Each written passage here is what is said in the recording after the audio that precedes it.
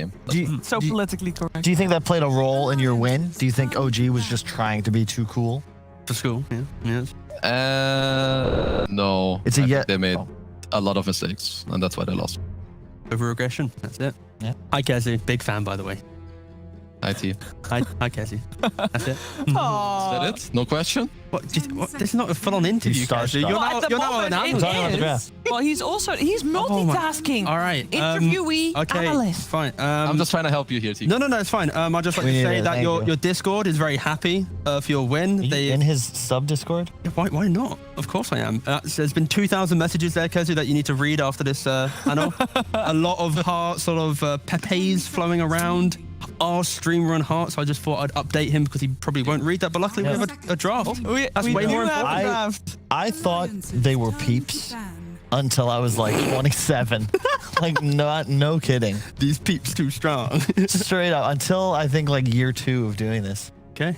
Well, we have Kezu. Let's not waste his time. What do you prefer, Kezu? First or second pick? Let's try and analyze everything you know about Dota. 10 seconds remaining. So I prefer. I don't really know if I want to go too much into detail here. That's fine. I think they both have their pros and cons. Yes. Yeah. Personally, I prefer second pick. Okay. I will not give too many reasons. That's fine. I think it's more comfortable for more teams than others. I think most teams prefer second. What do you think about that man on screen right now? About Mr. Limp? Oh yeah. He's pretty good. I think he's shaped up to be one of the best mids. I think at least right now his mechanical skill and his laning is like really top tier. All right, so we have a couple of bans that are expected. Shaker and the Puck, notably. I guess the Lycan kind of joins the fray from what we've seen over the last couple of days. That being said, these two teams haven't picked Lycan at all. They don't like Lycan. They're not liking Lycan. I think it mainly sets up to the idea that Alliance has probably got a plan already in place, and Lycan will be the hero that will be able to dismantle said plan. They left Bat. Will Alliance pick Bat? What do you think about that, Kazu? I don't know if you would have seen the first series that Alliance played in the league. It was against Team Nigma, and they first phased Bat every game with the intention of putting it mid. Yeah, I think the Lycan ban, at least the one hero where it would make sense for you to then first pick is Nyx. Without going too much into, obviously Nyx is a really good hero right now. Yeah, we all know that and we can see it. I think heroes that naturally build Necrobook, or just overrun him are really good against him, such as Beast, which we had, or Lycan. So I think their first pick makes a lot of sense. Yeah. I really like Lion a lot as a hero, and if you consider it is a replacement to Shadow Shaman, you have a lot more single target burst. I think it's better against Nyx because you've got a really Hex into stun setup, even if he carapaces. But importantly, it synergizes really well with a lot of the meta cores right now, notably Monkey King and Ursa. Yeah, the key thing is and Jug. It's just the instant lockdown. That's the key thing. You know, the Shaman, the Lion, they are the two options you go for. I think Puck and Nyx both suffer the same issues in the game with these two heroes, like the fundamentals. So Secret keeping their drafts a bit more open with the Lion rather than pigeoning themselves with the Shaman. I mean, that's also pretty nice against Nyx. If you have someone that can, you know, once this guy shows, the problem is that a lot of heroes that try to keep him in place or slow him, they'll all get stunned, right? Exactly, yeah. But if you have this Lion, you hex him, boom, this guy, now he feels sad and he's probably just gonna die. And I mean, I've talked about Death Prophet with Kazu for a couple of weeks now.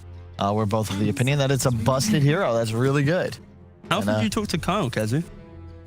Every now and then, you know. I mean, I wish I could have joined you guys there, but turns out I did anyway. Hey. Fashion. Question is, do you message Kyle or does Kyle message you? It goes both ways. Just checking. Don't know if Kyle's a big fanboy. Who is sending Just 'cause you're a fan. presents tomorrow? I've lived in a... Go on, sorry. Kazu's gonna get plenty of gifts. He's gonna get like 50 subs. They're probably gifting subs to his channel right now. They actually will probably be gifting subs right now. I'll check his Discord. Single, by the way, not expecting anything. Sad. I was just checking his Discord again.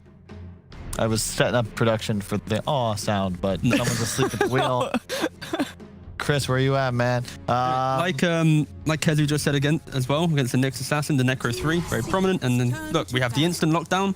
It's not the Shaman, it's the Lion, and then we have the Necro Buyer, the other Nyx. So yeah, strong opening from Secret. Puppy, notice when the interview's on, lights always off. After the interview, lights come on. I'm sensing a pattern. I don't know what that means. Does it Keza, need you're the to streamer mean with something? lighting. Do you know anything about this? I mean, I always have a lamp on, so I don't know about other people. It's fair. Personal preference. Alliances Lamp on beats OG, Also, confirmed. you have Yes. who had art? You have Phoenix art. Yeah, that's from really the same cool. place. That's the same style as the Warcraft 3 art we had in I have one with Shad's room. Juggernaut. Just that it's Yeah. multiple paintings doesn't mean it's the same style. It's the same because it's leveled, like middle, highest. That is a very common. It's literally the same. literally Just the a same. different pic. Yeah, it's a different bit of art, but yeah, same. Yeah, So literally. it's definitely the same company. I'm just saying it's a pattern there too. So Kezu, do you like the idea that drafts have 2 bans to start with and then 3 in the middle, or do you prefer having more heavy bans at the start and then less going into the middle to later portions? I think I would rather have 3 in the start. Mhm. I think it would be better off if you start with 3 and then you go 2-2. Isn't that what we used to have even? 10 seconds remaining. Yeah, I think so, yeah. Maybe not. Maybe it was 3-2-1 though. Or maybe it's 3-1. I feel like 3-2-2 would be pretty nice. Even What about without the 3-2-3? need. Alliances. What's so no, funny? I feel like Just a lot of it would- bans. It would They narrow just it want much, to I have think. 3-2-2s. Yeah, I get it. The Dota community, all the Oh. same. Yeah. That's Gotta not. go there. But as you were saying, Kezu? What about just I 2 think- phases? Shut up, Kyle. Yeah, or that. I just feel like this 2-2 is a bit weird right now. Yeah. I'm not the biggest fan of it. Thank you. Hear me out. 4 bans Remaining. before any picks made. 2 bans in the second phase, and no third phase. Team secrets turn to ban. Yes, that's why we're in Dota now. So bad. Anyway, going back to the Thank you. Thank oh you, my God. Kazu. Can we talk ship? about. Can we replace 1K This for the other K? Beastmaster- If Alliance don't address this Beastmaster properly, so first of all, if they put DP5, it's bad. If they put Nyx 5, it's also bad. Or Yep. rather, if those 2 heroes lane in the lane against Beastmaster, it's not good. 5 So they should, seconds they kind of need to pick a 5 and a carry matchup that is good against Beast, because this hero right now, with how it's set up, if he has a good lane, he will do way too much. And seeing that it's also Zai playing it, he definitely would perform. So they need to really be careful with what they pick. And hopefully they don't put the CP5 or Nyx. I think the obvious 5 for Alliance would most likely be like the Grimstroke, the Wyvern. I think the other options to deal with Beastmaster are a little bit too weak right here. I think CM and Witch Doctor are a bit too lane dependent. So I'd like to see a bit more kind of team fight going on to. You could. Bat's still a possibility. Just saying. They're getting its second phase now. I do want to point out the Death Yep, Prophet. it is. The last 2 games that Alliance has played, it has been DP for Limp, Yes. and they have prioritized hard S4's hero for the last pick, setting him up for success most of all. And I think we might be seeing the same thing here. Also, the Secret haven't actually. I was gonna say Timber. Oh, okay. I was gonna say they haven't banned out the Timbersaw yet, and I feel like with the initial picks, it just gives us for a free game. Yeah. And what's interesting is Secret cover their Beastmaster, but instead of banning out like 3 of the same role, they actually just remove what I would say are the 3 best heroes against Beast, even though they're all different roles. You say that, but there's still, for example, like the Troll available for Alliance. So there's a lot of options. There's a FNG Chen, by the way. It's pretty solid in this game. Mm-hmm. Ooh, offlane DP. The heal is good with DP. Yeah. The heal is... Oh, they take it. Oh, Fuck. There you nice go. pick. No, no. Puppy Chen, boy. Mate, it's Dreamleague. Say what you want. Do what you want. No, I'm just- Puppy just that step ahead. Yeah, he And is. Yep. It's also one of my favorite heroes with a Lion. Chen gives you a somewhat lack of control, and Lion gives you a lot of that, but you prefer to have these frontliners. You want something that can push towers, that can run creeps ahead of you. And in addition, Chen gets his farm from the jungle. Lion will be the support that can take lanes, and a Yapzor Lion's one of my favorite player heroes. I think it has to be Grim or Wyvern for Alliance here. I don't see any other 5 that has nice enough wave clear, but the issue is I don't know how well they do under the immense pressure you get like pre-15. You know, as soon as you exit laning phase, they're good going 25 minutes into the game. It's not so optimal. You already feel super good here because like you have Beastmaster Chen against the Nyx, and we talked about this in the game that OG won with the Nyx Darkseer, that you needed this Darkseer because otherwise Nyx is effectively a creep against all of these creeps. Oh, are they just going to IO Jaro? They have played IO before, always Hanskin playing it though, and Nyx Assassin would then be for FNG. But you pick Chen into Wisp. Like this is Puppy, Kuro, Notel, like fly. Every big captain likes the Chen strat against Wisp. 10 seconds remaining. Mind games, Kyle. Mind game. 5 seconds remaining. Kazu, are Chen players buying the shard? Do you know, like in your pub? What does the shard? What is the TP, shard? TP people back to base. It doesn't come I mean, to I the haven't chain. even seen any chans in my games. Oh, Okay, it's sure. the old time. Send Yeah. back the found. Yeah. Because it's kind of like the poor man's coddle now, where rather than you take the fight, you TP them back to base, then TP back into the fight and go. So it's kind of like the reverse of what it used to be. Just trying to think about potential kind of int mid heroes that want to utilize that TP potential. But we haven't really seen it. Another deny pick, perhaps, with Yeah. the troll pick up from Team Secret. No, this is on They're point. just, yeah, they're just in Alliance ahead. They saw Alliance do IO Troll earlier in this tournament. Yep. And I think that they've just got an incredible draft. And they have last pick for their mid. Like, they're in such an insane spot. Yeah, I feel like, I don't know, don't the Lions like need some gyro hero? Yeah, I really that's- think they need that's to pretty pair up much this it. IO with someone which is going to have a good game in the lane. First of all, a good lane so that you have a good game on your carry and to slow down this beast a little bit. And well, you need some AoE damage. This Nyx IO, they're not dealing damage. They're just enabling your other cores to do it. So you need to pick heroes that with this enabling There it is. achieve doing this. But, Nice call. but Troll eats Gyro alive. Yeah, he kind of Sorry. does. He does. Like- But I think the key thing is, like Kessie just mentioned, it's the fact that they need to have a good lane here. And other carries Yeah. aren't really going to fare well into the Beastmaster. At least with Gyro, we learned from the previous series, Gyro has a pretty good time into the Beastmaster. You kill off the trees, you have flak, you can't really save your board, they just die. Like, it's not bad. It's the post-laning phase.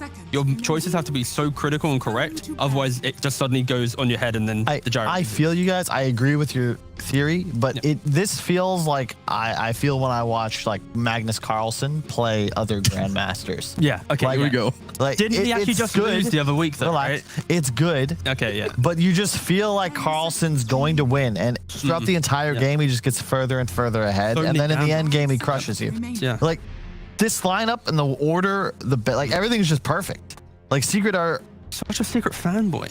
it's Biased. it's just Analyst. good. Get him out of here. I'm not. It's Out of here. Yeah. Thanks, Kessie, for joining us. Kyle was a bit too biased. Okay, but more importantly, right, when you see Alliance's lineup, Kessie, do you see how they have like the laning phase potentially? And like, you're not clearly favoring Secret entirely, right? I mean, obviously I would say that Secret are in a better spot, but obviously, I mean, Ignore the Alliance team haven't names. lost yet, right? Ignore the team names and just look at like just the draft alone, right? Like, So the thing is, if you look at the draft here, I give a slight edge to Secret. Yep. The thing that you need to remember is that they have last pick. So Mm-hmm. if you like the second team picks, if you like the second team's lineup more, 4 picks in, they are most likely going to end with a better draft. Mm. Because you see 4 picks from each team, but the strongest pick is still left for the second pick Yep, team, that which is is true. Secret. yeah, and they remove the big mid-game team fight from Alliance. The Kunkka would have been nice. Your spot, if you want to beat Secret here, you need the ability to battle for your towers early on and take advantage in map control mid-game, abuse the speed at which Wisp Gyro can play. Secret will have a strong early game. They want to take a couple of towers, acquire map control, and then lean on the troll to actually win them the game. I'd like to see potentially just a Mars or something from Alliance, just a simple off lane to provide some more early team fight. Maybe pressure Secret when they move to an objective. If he comes in at the right time, you have to relocate, big setup. And yeah, it's just stable S4 hero to play. Just the thing about this Nyx Assassin, it just it feels like it won't have a place in this game. It's a denies Darkseer, sure, but it really doesn't look good against Secret's lineup, and it doesn't really complement what Alliance are looking to do here. Maybe they have to take their team fight from mid or they initiate. So I like the Mars pick, but the problem is you're going to end up with this Nyx Mars lane, which is like pretty weird, right? Yeah, that's Yeah. true. So if you can work around it, maybe you can put the DP into the offlane with the Nyx and then get your initiator / team fighter from the mid lane, because then you have like less of a weird side lane matchup. Is Pango available? I think Pango is also pretty good here, no? Wouldn't mind. I like Pango. They could offlane it too. Yeah. What if they just pick Bat? The thing is, I actually really like Bat for Alliance. I'll be honest, because they need something that Limp can play to sort of take over if they go for a mid here. Ooh, okay. Io Bristle? Okay, I did that too. Where's he going? Off? Yeah. I guess? Yeah, against Chen. I guess it's Chen counter. Yeah, it's just going to be the S4 offlane Bristle just trying to be annoying, and it soaks up so much time and space that it opens up the Gyro to freely farm the jungle because everyone's thinking about this offlane.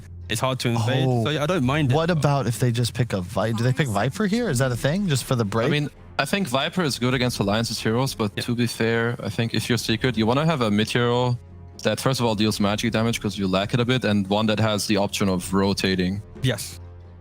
Because you want to help this beast at some point. especially if he doesn't have a good Okay, lane. just go for the Never Viper. mind. Select Viper It just is- it gives you control the win condition, right? Because again, it's still that- very good. for Yeah, sure. it's the mid game you're worried about, and now you remove Bristle as a threat. Like you have break, you can always try to kill the Bristle. Whereas without a break mechanic, S4's itemization could get him to this breaking point where he now can run at you with no fear. This game just kind of reminds me of how this team, Viking, just overcame OG. They're going to have to play on the defense, have to wait for them to run into them aggressively. That's where Secret, with the correct rotations and positioning, will be able to overcome the kind of pressure that Alliance's draft does have. But I don't see Secret really making these forward plays unless Beastmaster crushes his lane and basically gets everyone behind him to start pushing down towers. But yeah, Secret will be on the defense for quite some time. Final thoughts on the draft from you, 10 Kazu? seconds remaining. Well, I'm generally a Secret fanboy, but I think Okay. even without trying to be biased, I think the draft is a little bit better than Alliance. But I think the game is fairly even. It's gonna come down a lot to like the 5 to 12 minutes, some rotations to the lanes, and how people are doing there. All right. Thank you very much for joining us for the draft. Yeah, lovely to hear from you. Thank you, Kazu. okay. And Guys, congratulations again, Bye. of course. Thank mean- you. Bye, guys. Have a good time. Bye, Kazu. Thank you. Look, I'm not a Secret fanboy. If anything, I'm a fan of Alliance. One of my favorite streamers is still a member of Alliance, and I just think they're outdrafted. I think that Secret have the answers. They pre-picked heroes Alliance may have wanted that also match up against what Alliance effectively had to pick. You say they had to gyro. I agree. But it doesn't feel good. It's a Puppy Chen against Wisp. They got all the answers. They stole the quiz sheet. Yeah, I like Secret's draft. I think the quiz sheet, like you mentioned, what do you mean? How am I to like pivot off that? Anyway, more importantly, yeah, Secret draft pretty cool. Block pick a lot of times. I think if they play defensively really well, they should win this game. That's what they do in their nature. I think Secret should win. They had, this, but the win condition is great, the IO Bristle, but then they just take Viper and say, no, that won't work. Sorry. You need BKB timings. but Alliance have the lanes though, and they're really good at Only laning chance. phase. And if they win the lanes, then they could win the game. But Secret, These they're very two could defensive. argue for the next hour, but you know what would be way better if for Watching the the next game. hour you'd actually watch the game. Indeed, and we're gonna do exactly that while listening to OD Pixel and Fog. Yeah, should be a good one here. Secret versus Alliance. We've just had the draft fogged. As the panel said, definitely some sort of answers to Alliance's heroes coming out from Secret. Does that make you believe that this is going to be a tough one for Alliance? Or do you see something in Alliance's lineup that maybe the panel didn't quite? I think BKB timings could be pretty strong for them when they do get to those points, right? If the Bristle, unfortunately, he's going to have to probably go for it this game since he is versus that Viper. I think they can play pretty decently around that. But it is still this looming pressure. The Puppy Chen, we've seen him play it. He's one of the few people to still be playing it currently in this. It applies a lot of pressure. Even if they're going to be more on that defensive aspect, you know that they're going to be able to still hit back and look for these fights anyway into this big team fight lineup that Alliance has drafted. Oh, we're going to Puppy. see if they get the catch-up. We've got the level 1 home and missile coming in over towards Puppy, but Puppy's able to get back under the tier 2. They can't chase him any further there. Yep, we see the ward coming out. Zai, as soon as he sees an opportunity, he walks over and puts one down too. So Secret putting down their 2 early wards, looking to get a read of where these lanes are going to be and just a read of that early aggression. You know, they have Lion Chen level 1. Same thing with Beastmaster. Not the strongest at the start. Take a little bit of, 1 or 2 levels, a creep or so to actually have the power. So they will be more defensive on Secret here. At Kyle's whole phrases, it still has me cracking up.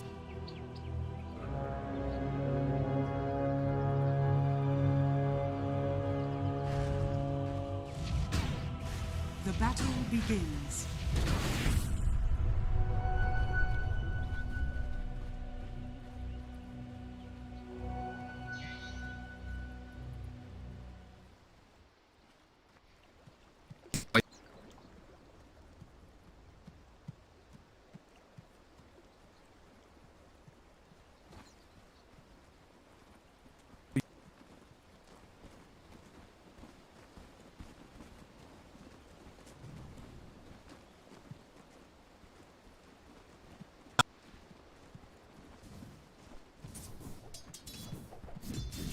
Denied.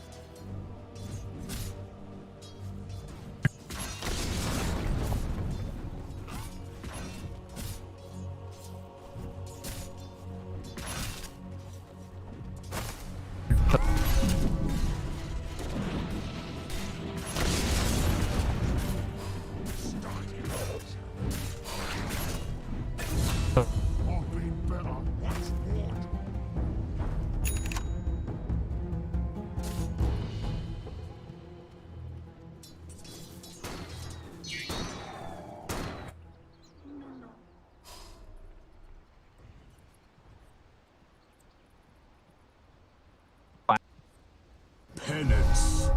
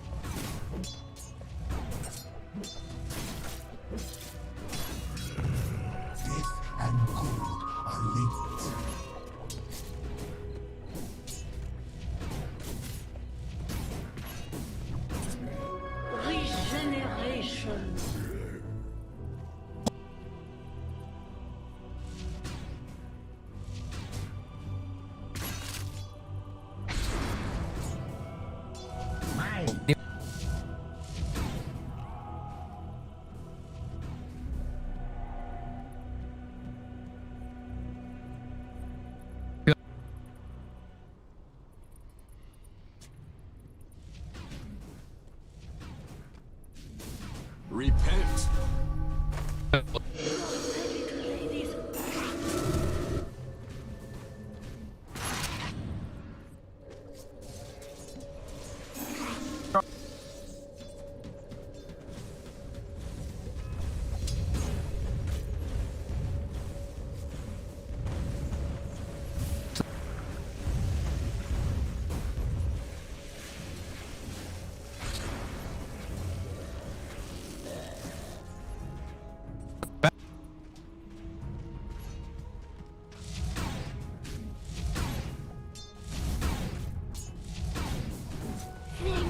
Beauties.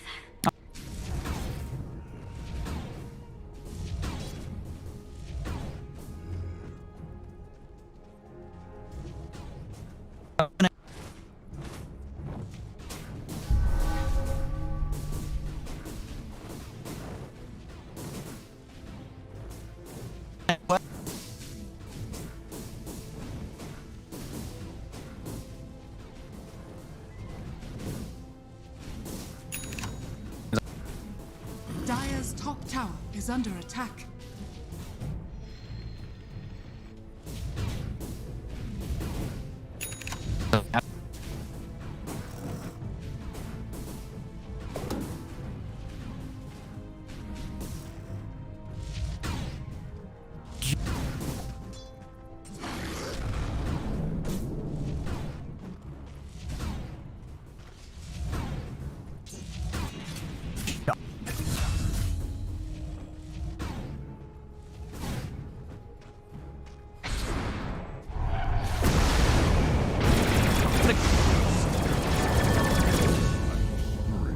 Radiant's middle tower is under attack.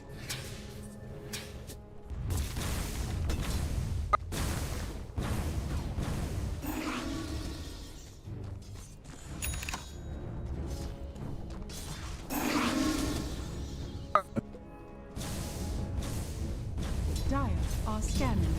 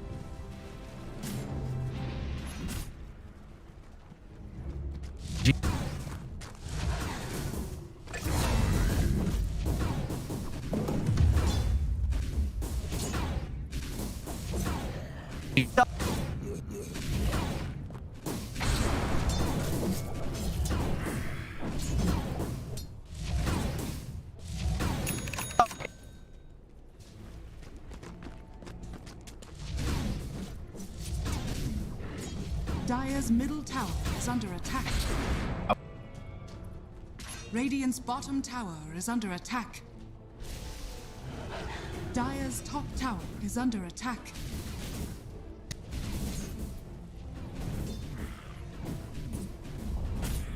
Dire's top tower has fallen.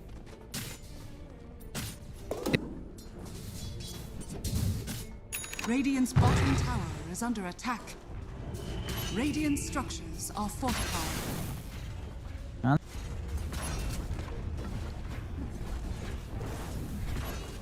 Dire's middle tower is under attack. Radiant's bottom tower is under attack.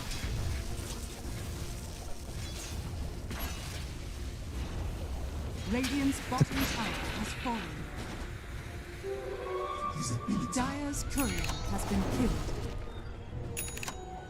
Dire's top tower is under attack.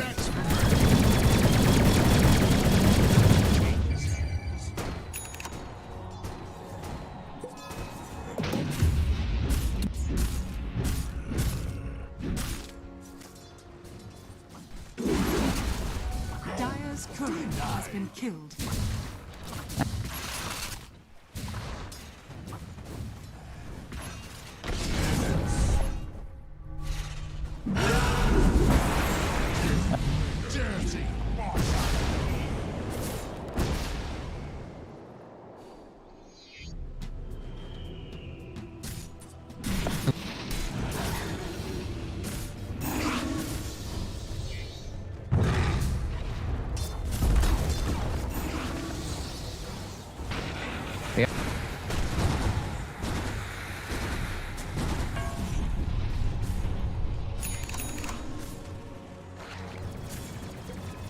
Dire's bottom tower is under attack.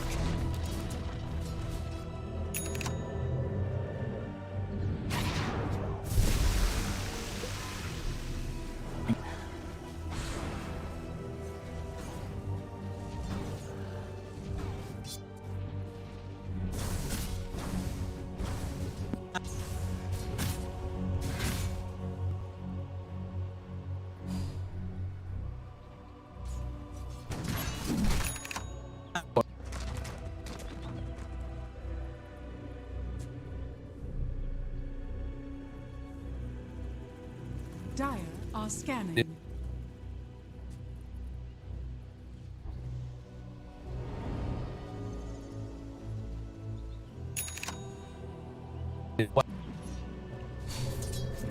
Dire's middle tower is under attack. Dire's middle tower has fallen. Oh, that can't be good.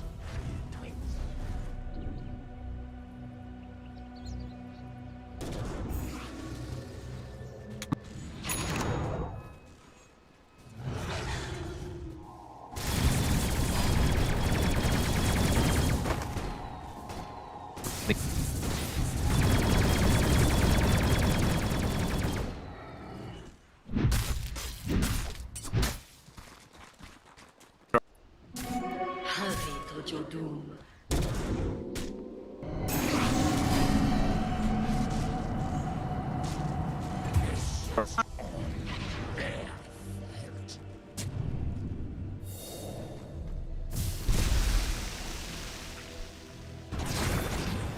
Dire's middle tower is under attack.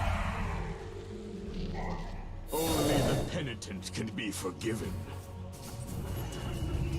Dire's bottom tower is under attack. Dire's structures are fortified.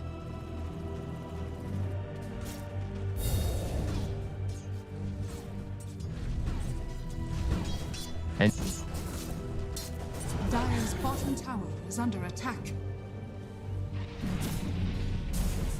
Dire's bottom tower has fallen.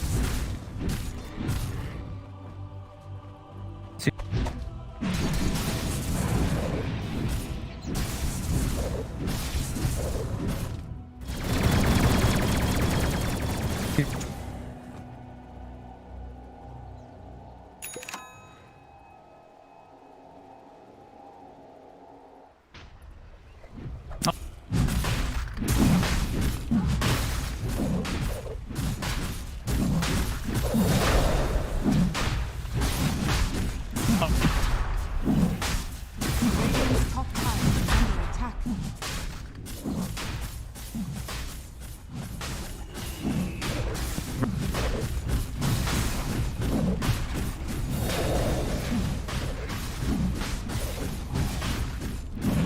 Radiant's middle tower is under attack. Orange to the Radiant. My thrift reward. My beauties.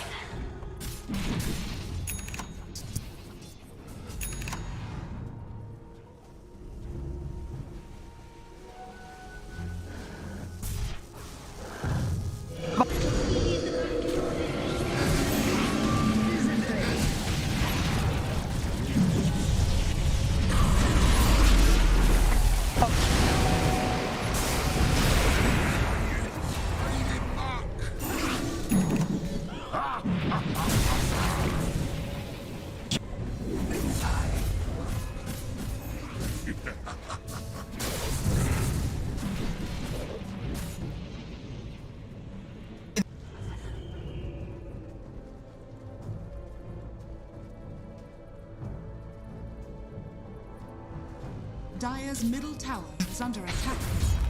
Dire's structures are fortified.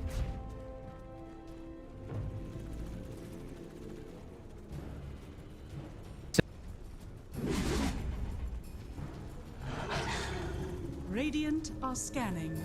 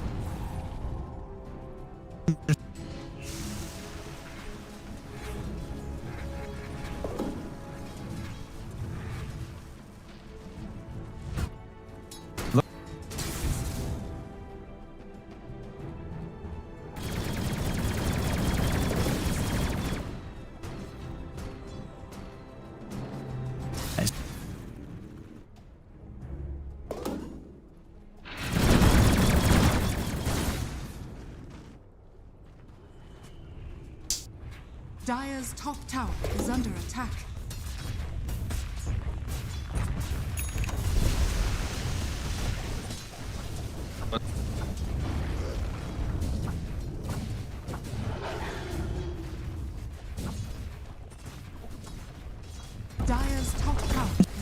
attack.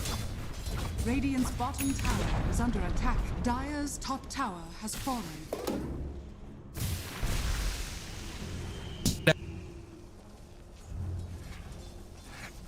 Dire's courier has been killed.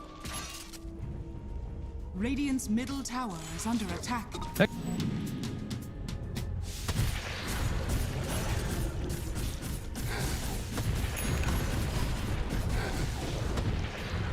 Radiant's bottom tower is under attack. Dire's top tower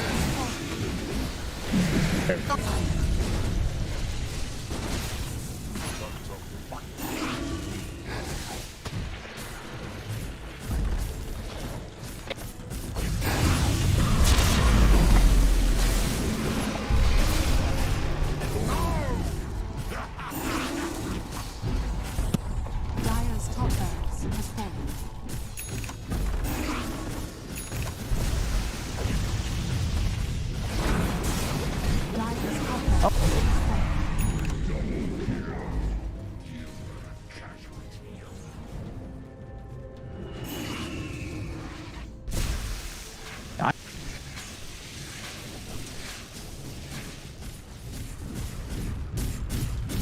Dire's middle tower is under attack.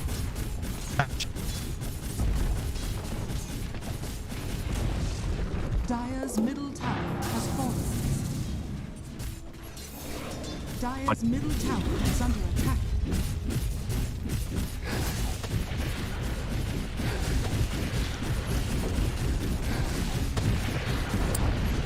Dire's middle tower has fallen.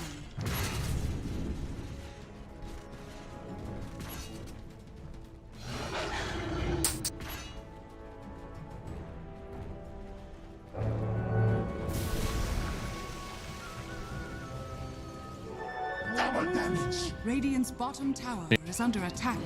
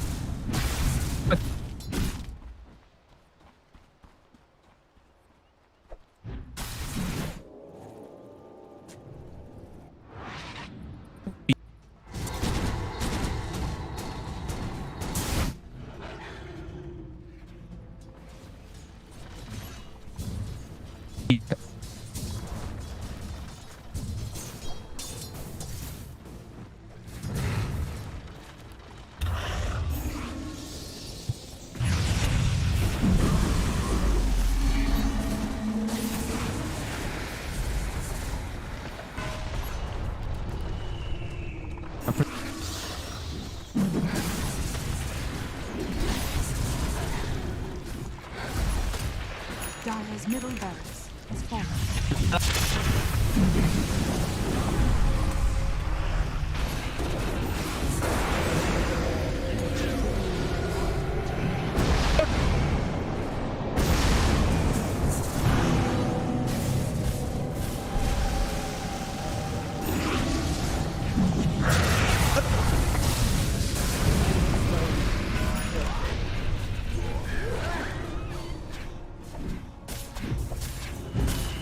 Dire's middle barracks are under attack.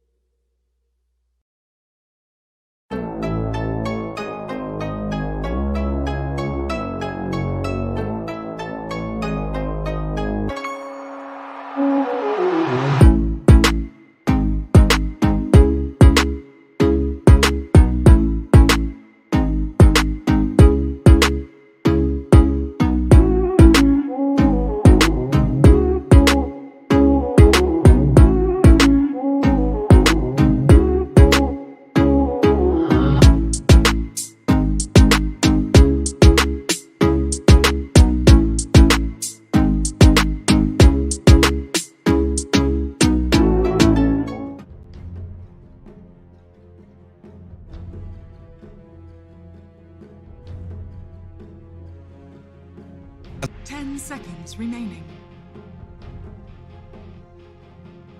5 seconds remaining. Alliances turn to pick. Pack.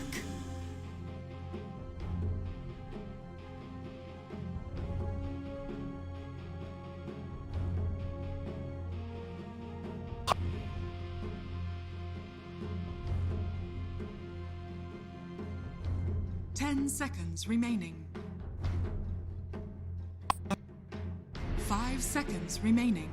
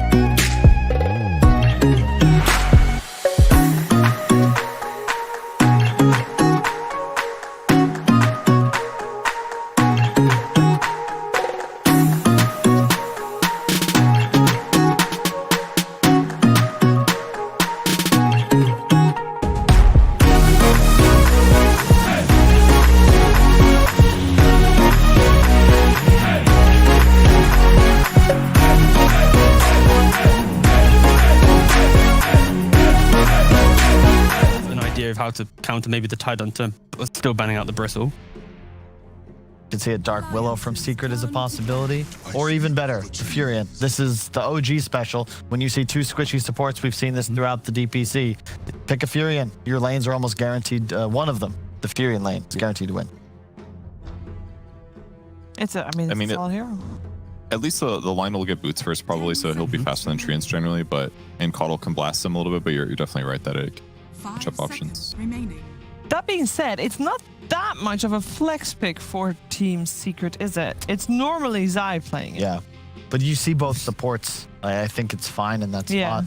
Yeah, I think the key thing here is you can play the puck in middle 5, you can play the Furion. And I think depending on how the draft develops, they'll happily flex the heroes into what's best. And the thing we've seen them play it before, that's the key thing. And unlike other teams, even if they play it, Secret really like the puck as a 5. So if this is an OG lineup, we're like, okay, that's Thompson's puck, and it's a no-teller set profit. You flip that here, because it's either Puppy or Nisha who will be on the puck. Likely Puppy, and again, because you see the supports, it doesn't really matter what core you pick. If it's laning with a Caudle, you're going to feel just fine as a profit against it. I would like to say though, and put a lot of emphasis on this, when we talk about Secret's draft and we praise certain aspects, it's simply because of the defensive nature that they install into their gameplay, that certain heroes do feel a lot stronger, or they have options to pick new heroes, because they're not often smoking early. They're not crossing that river and trying to really get strong map control. They're playing for strong laning setups and the ability just to have a slow entry into the game. And that alone, unlike other teams like Alliance, for example, we praise them on their 4-minute rotation, breaking down that mid lane. And it's a product of being able to play out the start of the game, that laning phase. And if they don't have that, it's harder for them to play. And that's why I think often when we look at Secret's draft, we praise them a lot more just because their gameplay is so opposite of most of these teams in the DPC right now. In other words, Secret good. Yes. Well, it's, Secret patient. I think that the allegories to chess are most defined. Like when you watch Secret play, they're picking opening lines that are understood, but they just do it in a way that is more solid than effectively everyone else in Dota. And they're good enough that they can take these minute advantage and positional changes to just kind of crush an endgame. Like that match against Alliance, like was just. But this Viper ban from Alliance is like, we don't want them to take away our tanky offlane hero. Yeah. And then Secret instantly pivots from like the Ricky ban into, oh wait, hold on guys, hold on. The Viper's in play. And Bristle's probably going to be our next ban. Yep. And I like the Pango ban from Alliance. They did their scouting, because when they've done this in the past, specifically with this puck opener, they've third-picked Pangolier because it gives this puck 5 a ton of value, because now just a coil and a Pango is absurdly strong in these mid-game team fights. It's kind of interesting because Pango is also a hero that normally Zai would play. I guess it's everything is a little bit flex. What are you thinking, Purge? I see frowns. Yeah, Yeah, everything is so flexible. It's hard to identify where Secret is going to go with their heroes. So it definitely makes it really hard, like you guys have been saying, to know where they're going to lane. Their matchups look solid right now. Troll is the carry that's been stabilizing them. 10 seconds remaining. So makes sense to ban that as well. Basically just a lot of lane strength heroes out of the second phase for Alliance. Kyle, you doing laps or? Yeah, he's getting his steps for the day. He's thinking this series. I know what they're gonna do. Oh, it makes sense. It's beautiful. They're gonna. Oh, you want to ban our break mechanic? Okay, we'll ban the 2 heroes that we need a break mechanic. But for. what if this is Kimberson, Alliance Wrestleback. controlling the draft now? You ban out a Viper and Sure. Secret are forced to have to ban these That's 2, what I mean. and then you It's- pivot somewhere else. They're understood lines. Like this is. It's. I get to your point. Yes, it's good from both sides. Sure, Alliance are forcing this movement, but let's see how they capitalize on it. Exactly. Turn to pick. And then, okay. Earth Spirit coming out. Now you have the Earth Spirit Puck combination. Of course, it now aligns to me that I think Puck most likely will be mid simply because of that combination alone. This is stuff that Puppy is. This concept has been what Puppy's been working with since they won the Shanghai Major. Remaining. Profit plus global mobility, high reach, Seconds remaining. lots of catch. Okay, so in simple terms, Capitalize on kills. That means towers. poor positioning, damage to apply to that, and that +1 factor. Okay. Yeah. It works even better because Alliance's 2 supports so far are really squishy. They're vulnerable to being dove, to being silenced, Okay. to being gone on. So So Alliance, it's perfect. yeah, and they are able to deal with this Earth Spirit Puck combination because Void Spirit in the lane against Puck, you have the Quelling Blade, you're a melee hero, you do pretty well. And then in the early points, you don't care about Earth Spirit rotation. Of course, when Puck gets coil, that's when it gets a bit awkward. I think it's but- Puppy Puck though. Yeah, if it is the Puck mid, that is. That's what I'm saying about the Void Spirit. Now maybe you can put the Puck lower down because like we don't have that instant hard easy matchup where it's like coil into kill. Yeah, but you see it. So now Secret have this advantage where they don't feel like that matchup's too bad. They just take Puppy's hero here, and you save your last pick, or you just take a core that can be mid or safe. In this spot in the past, I think they have gone. They don't pick Kunkka 4th. Usually that would be 5th. I still think Lone Druid is excellent. Yeah, I prefer to see a carry here. Okay, they go for a DP. Works too, yeah. Same concept though. It's still open. You still actually don't know for sure if it's a Puppy Puck or not. Just to, create even more confusion, does Nisha play Earth Spirit mid? Don't think so. Okay. I think maybe once or twice. It's not been like a It's prominent possible. hero. Everything's possible. What is Dota anymore? 5 seconds remaining. Silence is really good here as well. Yep. Very good hero that fits into their ambiguity while also giving good matchup. Yeah, 3 heroes with the silence I already. really want to see Mars though from Alliance. Because if it's Puck or Fury in 5, I think Mars will do well. With the Coddle, you now have a lot of spam on that lane. And I said it in the last series, but I feel like Alliance, they need a hero that when Secret try and go to an objective, they need to be able to command the fight Yes. and do something. Yeah, I That's for like, Alliances turn to ban. okay, they go for the Wraith King. All right. I will. I should have seen the DP, but that is the best win rate or best matchup against Void Spirit, just in the lane and throughout the game, because you naturally invite aggression. That's how you like to play the game. You buy BKB, you buy Yols, you apply a lot of tower pressure early, and you have an advantage in the laning phase. This is a good Wraith King pick from Alliance in the fact that they needed someone to be that front line. A lot of Secret's damage comes within the ultimate chaining, and obviously Wraith King can tank that. I've seen it 1,000 times before now. My only fear for Alliance is simply the pacing of their early damage. They have some nice wave clear to some degree, but I'm not seeing them be able to smoke up early on. Yeah. Outside of maybe a finger kill, compared to like the Secret, where they do have a lot of more skirmishing desires, and they can also unlock Roshan and some of these towers. But yeah, again, I think if they have a strong offlaner that has good team fight and tower defense from S4, I think Alliance are in a good position to not obviously be walked over in 22 Yeah, the minutes. Mars. Oh, there's the Mars back. Oh. Yeah, Mars would have been really good because it would have made it so easy for them to chain stun like 3 times in a row on anybody they went with. Yep. Between Void and Wraith King and so yeah, damage, disable, some mix of that for their offlaner. So what's left for S4? Remaining. Darkseer, they have a lot of melee cores. Doesn't particularly counter the enemy, but Most of his heroes are banned out at this point. This is the difficulty in the patch right now. When you leave your offlane to the last pick, I think it's so hard to pick with confidence because there's only 5 or 6 offlaners that have that real kind of defend our tower mentality. And other than that, it's a lot more kind of skirmishing fight. And right now, for Alliance's draft, they need the defense. So they banned Slark.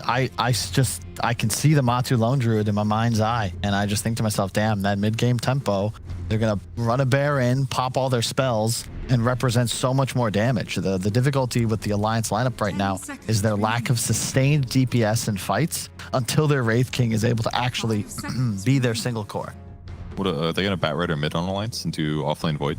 Is that what the Slark is telling us? That could be sick. Yeah. I think you ban Bat if you're Secret. That's a really good point. Yep. Nice, good call. That's really nice, Kev, because that would shift the dynamic, right? The balance of power now. Suddenly Secret can't draft for themselves. They have to address the Bat.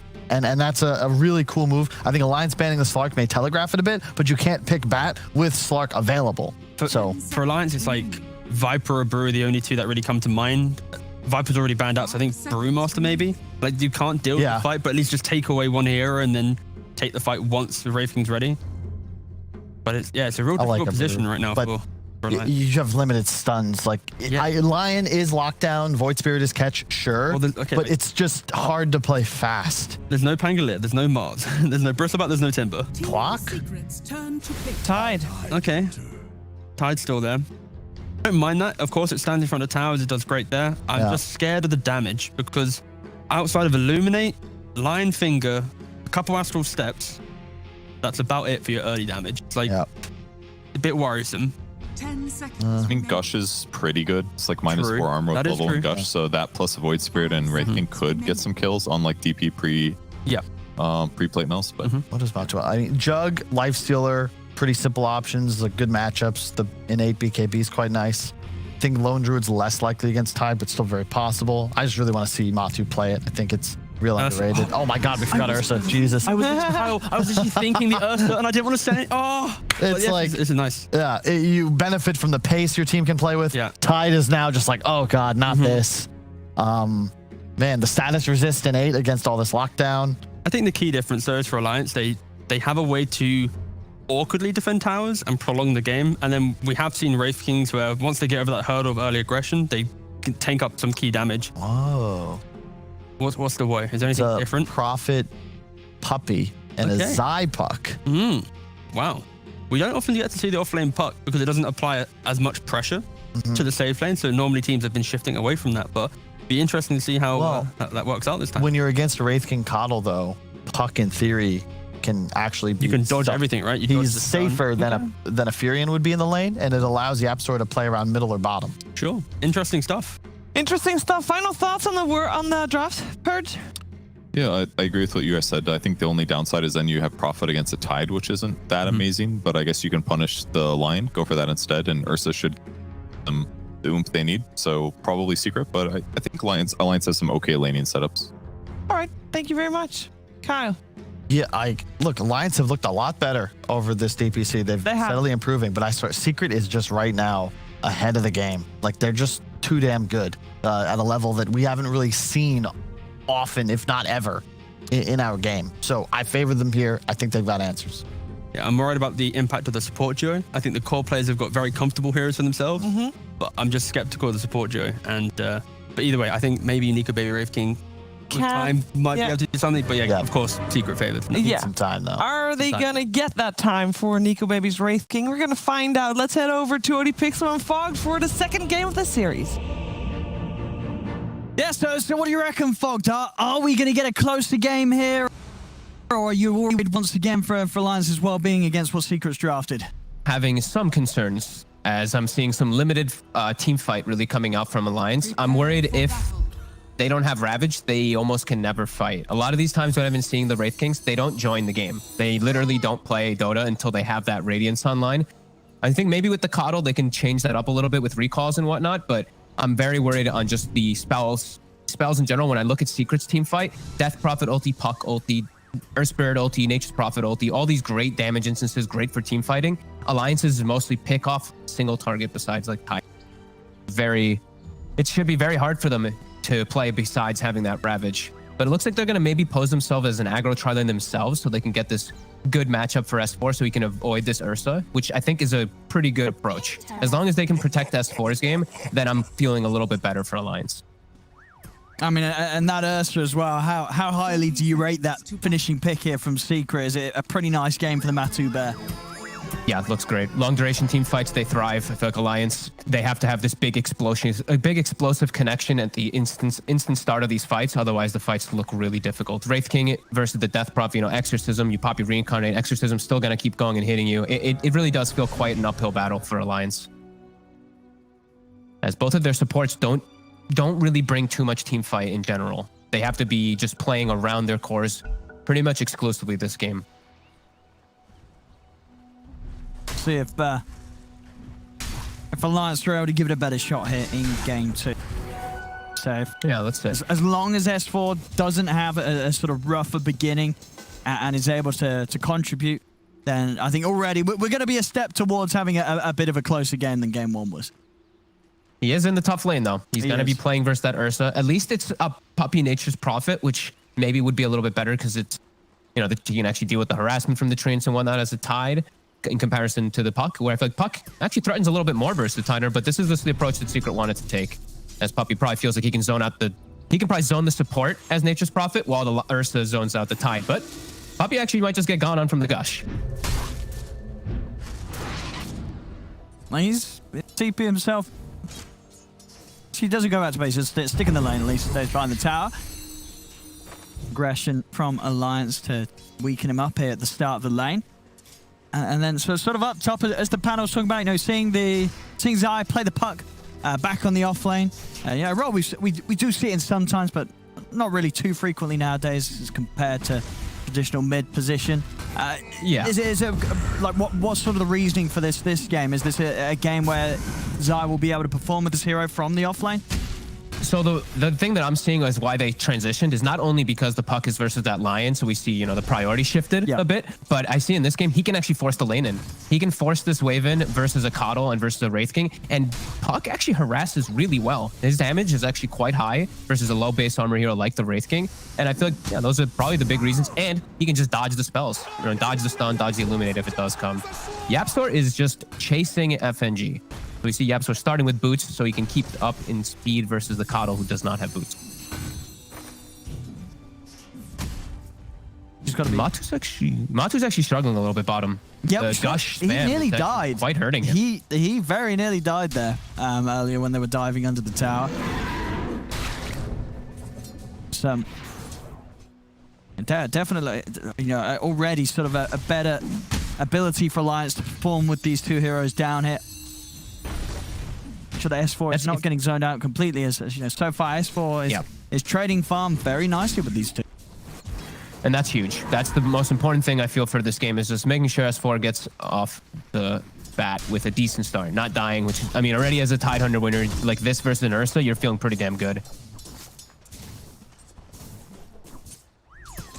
Seeing the mid lane being a bit difficult for Limp just because of the nature of the matchup versus the Death Prophet, just range and constant harassment. You're getting forced, the wave is getting forced on you, better animation and damage on the Death Prophet. It's a tough lane for Limp to do better in than how he is doing already. Oh, for sure, yeah. Anytime he tries to step up, he's going to take an unfavorable trade of damage. It's close to the bottle though, and we'll see him being able to play a bit more aggressive with the nukes to secure that CS. Yeah, he's not at risk of dying by any means. He just can't actually last hit as well as the Death Prophet by any means.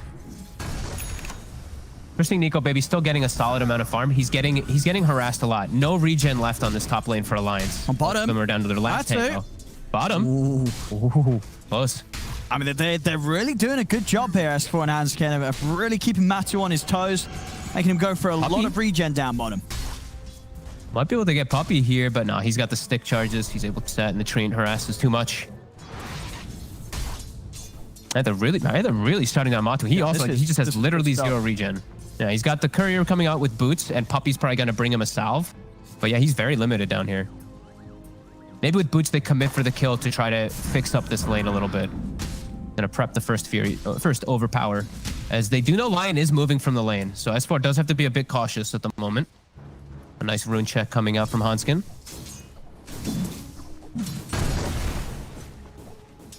And he does have the bottle from S4 that he had taken. It's going to be brought down bottom. And S4 does survive that aggressive move that they tried to take advantage. Yeah, as you said, bottle in the south. He's going to be fine.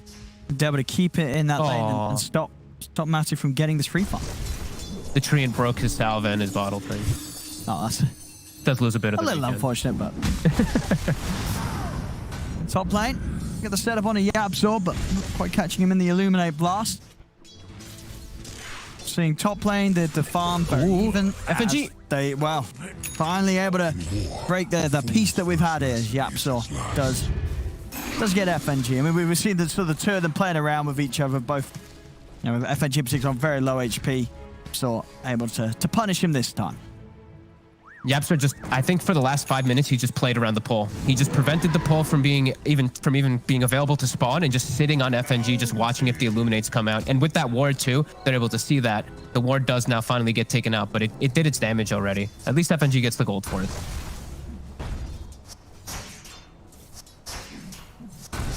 Denied.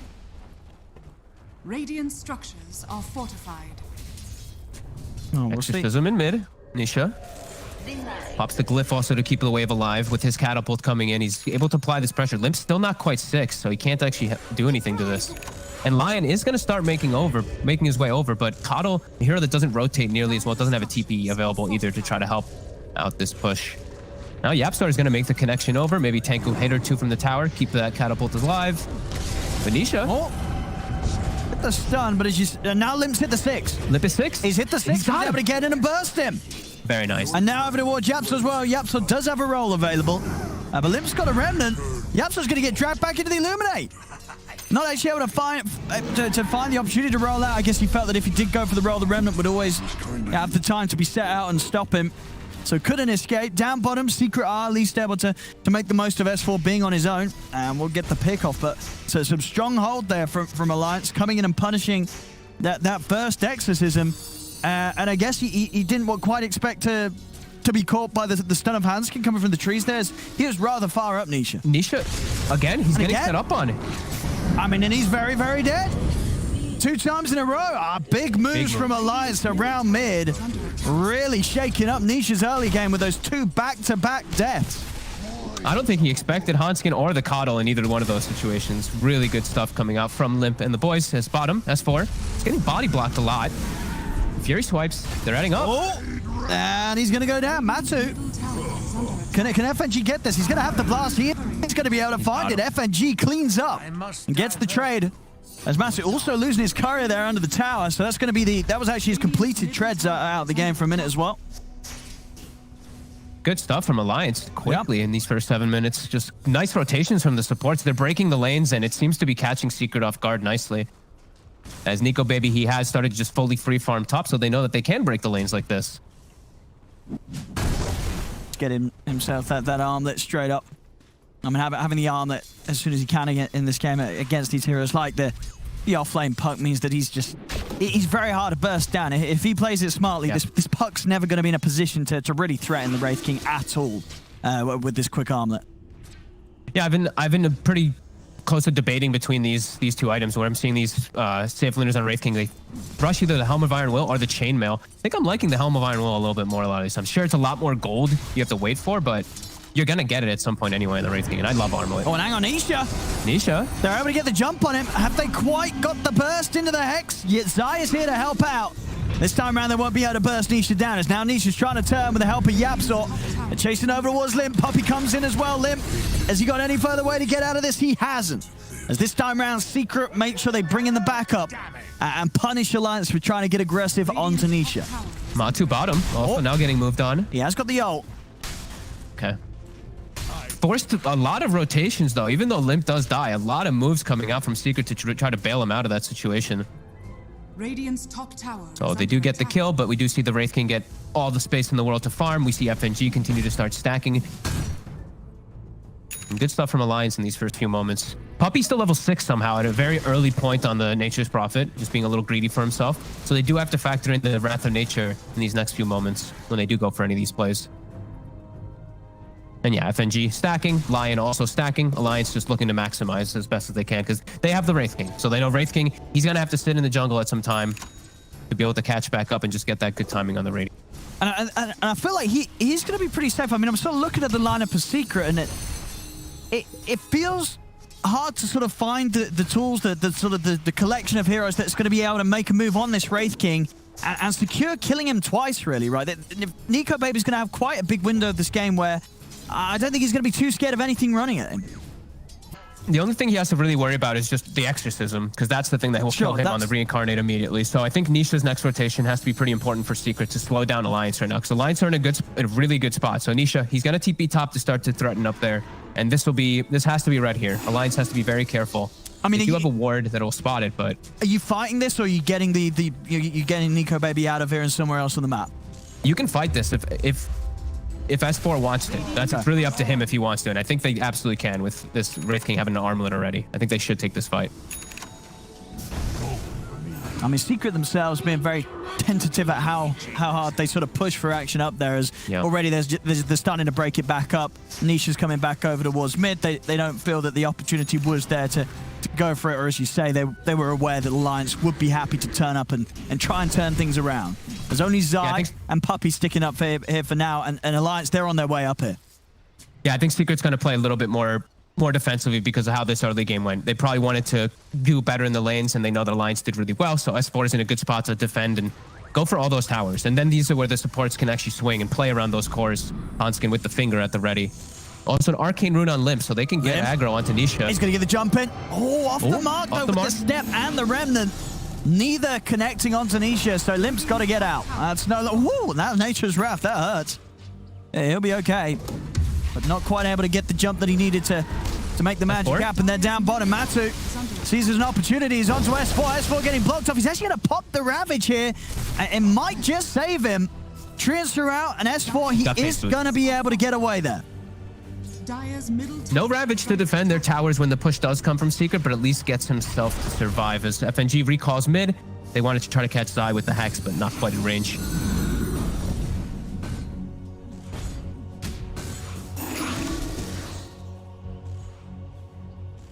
.5 minutes in 4-4, less than 1k in. So this is certainly the sort of game you hope to see from two teams very much at the top of the league. Yeah, they're in really good position for Alliance to just get all these farms too, because it is hard for Secret to invade. That they haven't gotten this mid tower, they haven't gotten the top tower either.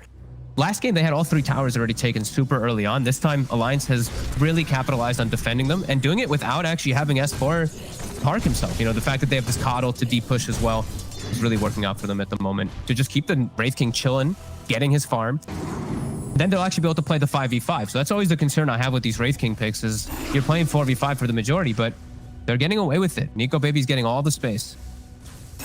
No, he really is. He's having no complaints this game. It's a very happy place for Nico Baby to be in right now. Yeah, in Secret, they're going for a very farm heavy items. Bots on Nisha, bots queued up from Zai, and a Battle Fury on Ursa. So all 3 cores have gone for the greediest choice they can. So that is probably going to put them in a bit of a weird position versus Alliance, who are pretty ready to fight. They're pretty keen. Yeah, it'll be interesting to see how much Alliance do try and punish that. Because I guess, you know, Alliance themselves, we say, Nico Baby's going to be happy sitting back and farming that Radiance up, you know, pretty defensively over his half of the map. Not really looking to get involved unless he really needs to. So I guess sort of, yeah, down to the other 4 of Alliance, Limpim and S4 in particular, to see what moves they can make into Secret at this time where, as you say, especially sort of Zai and Nisha might not quite have the ability to save themselves against Alliance's moves as much as they want at this stage. Their heroes do not benefit as much as from items from others. You know, just their innate toolkit is as strong as it can be. The Puck, Orb, Silence, Coil, same thing with Exorcism. You can't buff those up, just give yourself a little bit more survivability in particular. So there's that aspect for Secret where if these heroes don't get caught and taken advantage of because of their positioning, these items will work. Their spells are still going to do the damage.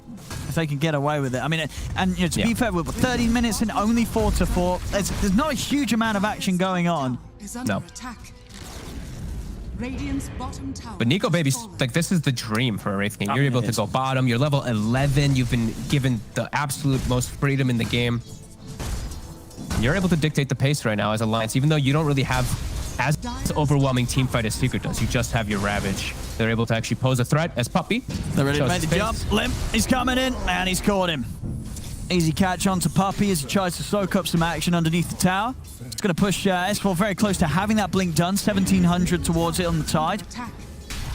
Okay, so he's going for the blink. I feel like he knows he can't get tanky enough to deal with Ursa anyway. If he gets coiled and Ursa gets on him, he's dead. So he needs to be the one to start the fight.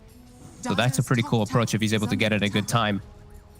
No, for sure. And it's exactly what they need to try and play into the faces of these heroes that, you know, have gone for some of these items that will benefit the lack of action if there is some. So yeah, that blink's really going to allow Alliance to step it up and to just jump, you know, on sort of this bot's DP. Nisha, if he gets committed on with a Ravage into an Impale, he will die very easily to the members of Alliance, even when Nico Baby's not around. They'll have the damage with the other four by far. Yeah, no, absolutely. See Puppy doing some very deep wards with this Nature's Prophet. It's always the great thing about having this hero as a support. You just free warding, free deep wards that will never get countered. They're very unexpected. He's able to watch S4. He even blocks the camp, I believe, with the Sentry Ward too. So maybe that does get taken away, but Bounty. Nice bit of a boost here for Alliance as well. We're getting 3 of those bounty runes. Aetherland's finished up on the Lion now too. They're getting farm on everybody. The stacks that these two supports did get on the map, they've gotten quite a good chunk of gold from them. 2k gold lead now for Alliance. They're benefiting more from this downtime. Oh, and Anskin. Zai. There's the Ether Lens coming into play straight up. Hex in the finger. They burst down. Zai, he's gone. Over to the side. Matu will jump in onto S4, but he pops the Ravage. Gets the 3 of them. There'll be a buyback from Zai. Matu trying to chase down S4, but Hansken slowing Matu down with the mana drain. They'll lose Nico Baby the once. Another great stuff from Hansken out to the 2 of the Limp. Jumps back in. Gets the remnant grab back onto Yapso. Yapso's gone. Nico Baby. Nico Baby, he needs help. Is he going to get it? He isn't. The coil holds him in place. Alliance will lose their Wraith King.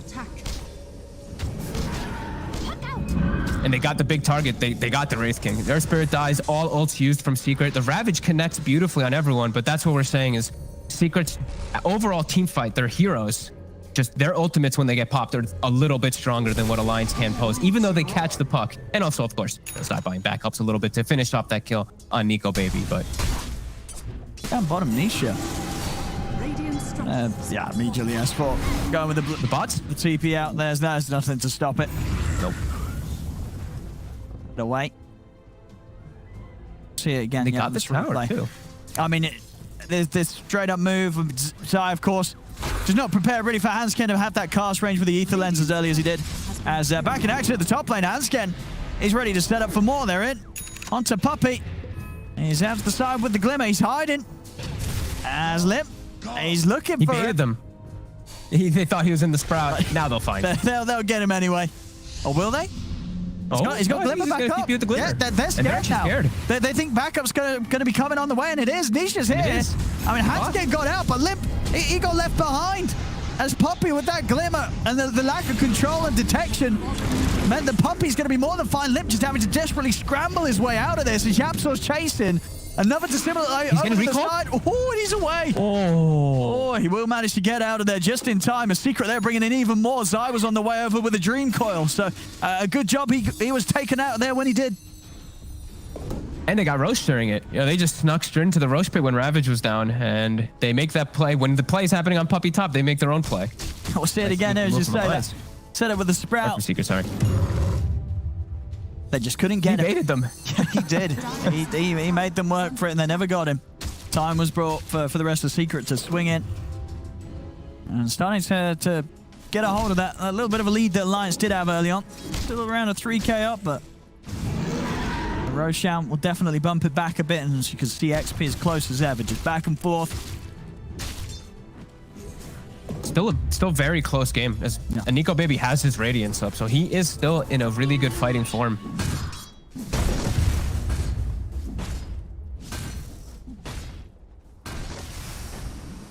Still gonna have some big problems of like Nisha in particular. His damage is still always gonna be there. I see he's rushing for BKB, and they're gonna have to try to get some situations where they're able to actually focus fire him instead of Zai.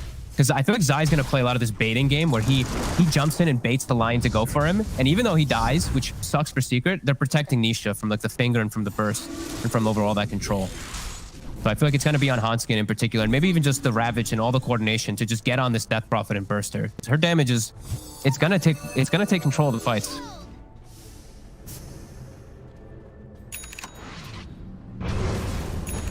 Radiant's middle tower is under attack.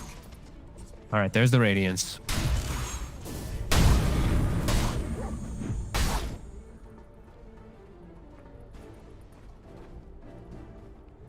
With the Aegis on Matu, it definitely makes it a little harder for Alliance to bring the action. They are going to try, though. They do want to still try and utilize the strength that they do have around S4's Ravage. S4 now level 12. If they catch Zai, like, he has no buyback. He's dead for a very long time if he does go down right away. So that could be still a really nice grab for them in these moments. As it will be a straight up 4v5 then at that point. I'm trying to see if there's going to be any action around the bounty runes, but Secret aren't coming over for these. Nah, Secret's avoiding it. No, they know everyone's off the map. But they're not putting themselves in positions to get jumped. The seeds of fortune. And they don't want to give Alliance a setup for when Alliance is looking for the fight, then they don't want to just walk into it. If they're looking for the fight on Secret, they do. And they're also very close to some items, so I'm pretty sure that's what they were waiting for. Nisha's BKB is done now after this, so that's going to give them a lot more protection versus the Ravage going to be coming in. Alliance, they're forcing bottom. Okay. I mean, we'll see.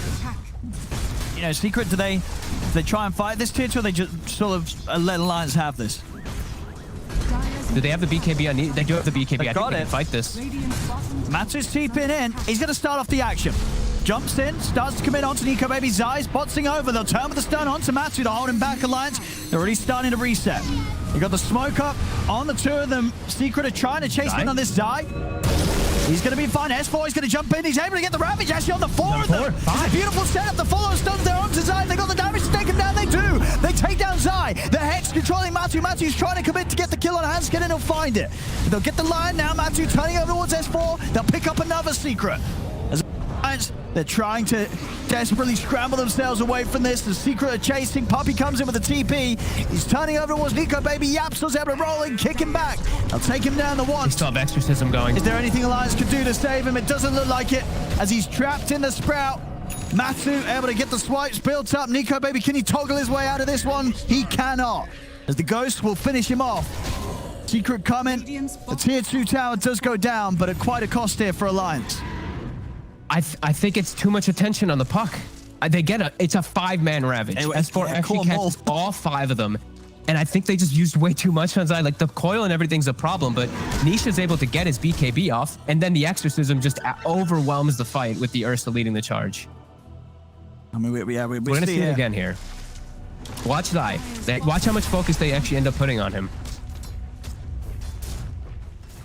I mean, you're right there as well. Nisha also caught off screen there towards the top. Yeah, I guess they just didn't. Yeah, they couldn't. I guess they just didn't see him at the time, but he was under ward vision. Back in the action, Matu. Is Aegis about to expire? The Aegis has just expired. It has just expired, and he has just died. So Alliance able to perfectly make something happen with that opportunity. Guess Secret got baited going for Hanskin. Alliance able to punch back on this one there. Very nice. And that's okay. I mean, Limp's very close to his next item now. Aghanim's nearly out on the Void Spirit. Nico Baby's and got they his have Blink on dagger. Wraith King. Yeah, the Blink Wraith King is huge because then it lets you coordinate with your Ravage perfectly, and you guys can pick and choose which target you go for. Then he can follow up and get on top of Nisha, which they really do have to put focus on him. This Death Prophet, I think, is going to be really big problems. I think Zai, he's going to be annoying, but that's it. I feel like you have to probably use Finger every single one of these times on Nisha. You can't just be wasting it on the puck in these shits. Absolutely. Zai is just, it's Zai. You know, this is what he plays for. He's there to bait your spells. He's there to be that nuisance for his 2 core players to really take over. For sure. Yeah, he's gonna be that burst. He's gonna hold you in position, but he's not gonna be the one kicking out persistent damage for the entire duration of his life, such as a DP will with the Ghost, and of course Matu will with those big old claws of his. Yeah, I'm seeing the way, like, Zai's also getting the Aeon Disc, so he's expecting to be that main focus. This Aeon Disc might catch them off guard if they try to full initiate on him. Then it can just get even worse. They can just get turned on fully and Zai survives. So Hanskin definitely gonna have to recognize that one. He's also trying to build toward that blink. If they can get all these blinks together, they can always go for these big initiations and pop the targets. And also an Ags on FN. They've got it. They are very farmed. It's a quick one. That Will-O-Wisp could actually be really nice with the Ravage combos. DD. Let's take this. I I actually can't believe how fast FNG was able to get that. Yes, he is 2-1 and 3. He's been pretty free this game, and I love this Will-O-Wisp with the way it works now, where you can chakra it. You can just keep reducing the cooldown on it for the fight frequency. Smoke on smoke action here. Let's see who gets the jump. BKB done on Matsu. Secret. Yeah, these cores are going to be hard to take unless they can get that opening stun on them, Alliance. They do have great vision right now on the high ground. If they can see an opportunity, what they do show. Let's see, S4. He's also under vision himself. Oh, he's a little split from the team. But he is a tough one to go on. But not for Matu. They're going to try anyway. They're in onto him. He's silenced. He's heading over back towards the safety of the rest of his team, but he's trapped in the Sprout. And S4, he's going to go down. They've got no fight to fight now. They've got to get out of there. The Dream Coil will miss. Nico, baby, turns over towards Nisha. They're going to try and jump in and burst for Nisha. They're able to do so. They take down the Death Prophet 100-0, but Matsu, he's in onto Hanskin. Hanskin goes down. A buyback comes out from Nisha as Matu's coming in with the BKB. He's trying to chase down S4. S4 brought back for this. He's been silenced. Can he get out to the side? He's able to get the Ravage off as they look to turn onto Matu. Matu still has the Enrage going, but the Will-O-Wisp drags him back in. Matu's down, and now Alliance, they've got the catch onto Zai. The Impale from Hansken locks down Zai. They're turning it around. Nisha, he brought back for this one, but Alliance, they're ready to surround him and bring him out of the game. Hex out from Hansken, the Siphons, they're buying him some time, but it isn't enough. As the crit comes in, Alliance will take the team fight. Beautiful wards coming into play. They see absolutely everything that Secret's trying to do. Sure, they lose S4 at the start, but they see the high ground. They see Nisha isolated for a second. FNG has ult, recalls S4. Ravage isn't what gets Nisha killed, but either way, Alliance ready for that fight. Even though they lose their tide, quick decisions to take the fight. Nisha dying back. This time they really put the focus on Nisha. Yeah, so he's going for this. Puppy's going to come in and help out, but the Will-O-Wisp is back up. It's back up. It's ready for another round. They might lose FNG, but they're going to be able to get 2 kills for this in return. As Puppy and Yapso both losing their lives there for that effort onto FNG, and it's exactly as you say. Well, with the Chakra, that Will-O-Wisp, it's as soon as it's gone, it's back up. It's available. It's ready again. Yeah, the frequency that it does come up from Chakra is absolutely insane. And Secret, they get halted pretty hard now. Nisha's itemization now going to be very much so stagnated after that last fight. Matu. SS4. He's got a Ghost Scepter. Let's be a little careful. I like that pickup from S4, actually. The Ghost Scepter is really nice. Protect him versus that Ursa who's just chasing him and following him in all the fights. Now he can actually buy time to be able to get the Ravage off once those BKBs go down. Alliance doing a great job here in this game. Making it Wraith King, making Nico Baby be the king. He is. He's almost got the AC, almost level 20 as well. He's starting to be a real beast. Dire's bottom tower is under attack. And I was saying they've just got a great pattern of how to execute the fight. So if they get the jump, and get Nico Baby on top of one of these targets, now ideally, I guess Nisha, because he's sort of the easiest to get taken down. You know, the chances are if you don't 100-0 Matu will be able to put the Enrage, then he's going to be a big issue. Alliance is ready for this fight. Ravage is up in 5 seconds. Secret's got to be very careful around it. Limp's going to check things out in the pit, see what the status is. Zai. They're actually initiating. Matu's coming over. He's coming in with the BKB. He's looking towards FNG, but FNG's giving a bit of the ring around the Rosie. He's running around. FNG's up to the high ground. They're chasing him from there. We'll find him. But at the same time, Limp's been given the time to take down Puppy. S4's in with the Ravage. He gets the 3 of them. They jump in onto Matu. Matu silenced. He can't get the Enrage off in time. As Matu goes down, it's a triple kill for Limp. They're cleaning up. Nisha's got the Ghost out, but it doesn't matter. Remnant into the finger. Alliance. They've done it again. Another clean fight from them as they take 4 down. Puppy will buy back, but there's nothing he can do to turn this around. As Alliance, they're into the pit. And this Roche, it should be theirs unless Yapso can come in with a steal. He's trying to. He's getting vision with that Remnant right now. The Stone Remnant with the Edge card does get vision, but they're on him. Hansken hunts him down. That ward still paying dividends here on the high ground. Beautiful play there. S4 with the reset, getting the Ravage on everybody as soon as the BKBs end. Limp with the follow-up silences onto the Ursa. And Rage comes out as he's dying. Great coordination coming out from Alliance and Limp. 12-1-7, 19 of the 20 kills. Seizing the opportunities and just seizing perfectly when he sees those chances to jump and pop those heroes. They're popping off this game, Alliance. Radiant's they're hitting back is under attack. very, very mightily here after that first game 1, which was an incredibly tough one for the team. Dire's top tower is under attack. How many stacks did they actually have this game? Because these supports, I feel like, are doing so much He work did on a the lot. side of Alliance from all this gold that they have. They're able to just control the fights really nicely. Like, Hanskin's just playing around the back line. FNG's just speeding in the midst of it all, just avoiding all these spells too. It's been really good stuff from Alliance from these two supports. I think pretty much double the stacks Yep. as Secret was able to achieve them for themselves this game. Radiant's middle tower is under attack. Now Secret heavily on the back foot. They're having to rely on Puppy's Treants to push out the waves. Nisha forcing out bottom with his bots. Nisha still a ways away from Ashiva's guard to protect himself too, and he's... Radiant's middle tower No, those last two is deaths really hurt him. That Dire's dieback top death in tower is particular. under attack. Alliance will get themselves the two for two bounty runes. And this is, this is definitely when these sort of games get interesting. We've seen those Secret roll over games, but Structures are it's always fun to see them put under pressure to see what they're able to pull out now. As down 10k. Alliance with the They're lead getting set already. up on a lot right The now. catch there from the trees. They're opening with a Hex onto Nisha. Nisha's got to put the BKB and TP out of here. Die's going to be left behind. Neon Disc will buy him some safety, popping the coil to stop them from chasing, but Limp's still in. Closing the gap, Yules into the Remnant.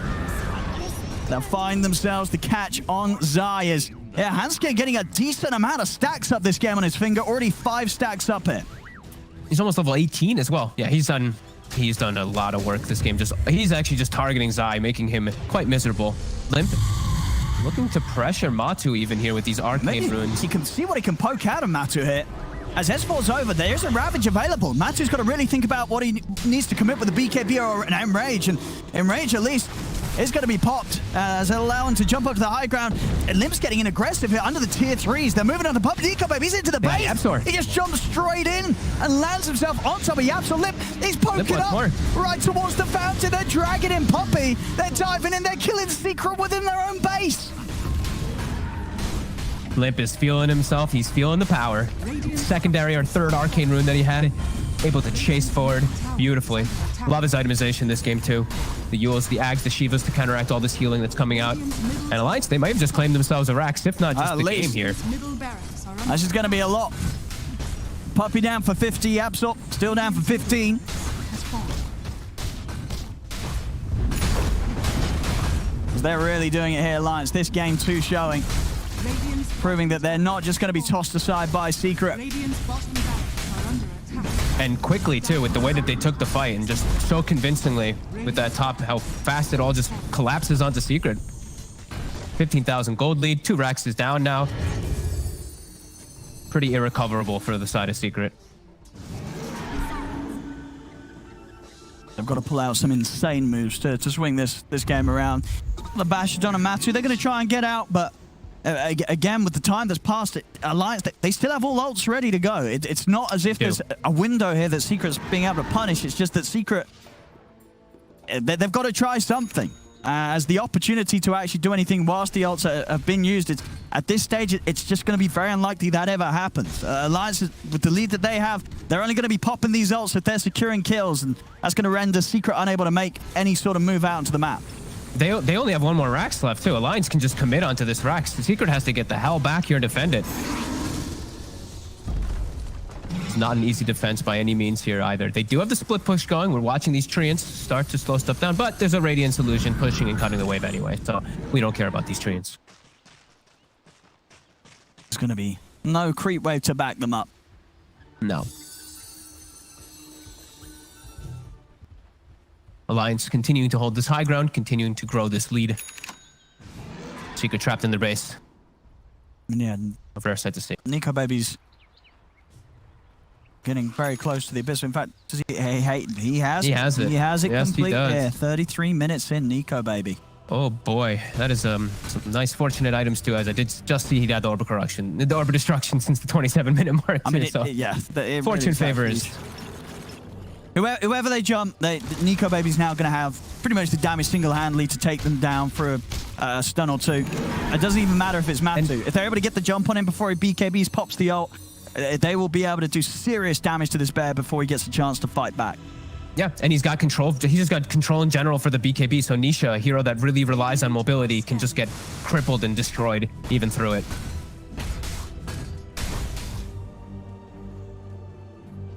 Dire are scanning. Again, just smoking up from the high ground, waiting to see if Alliance sort of split up, leave someone behind, but Alliance just aren't doing that. Yeah, look at the way the parking It's Nico so hard baby to right get at in the on front them. here. FNG and Hanskin are sitting right behind. Maybe if Hanskin steps up a little bit too far north, they're going to get gone on. Nice dodge. Hanscan, he's out of the side. Will-O-Wisp is down. It's going to stop them from being able to chase any further. Limp and Matu. they're already looking for the targets. Matu tries to go in on a Nico baby, but Matu's so low, he's got to run.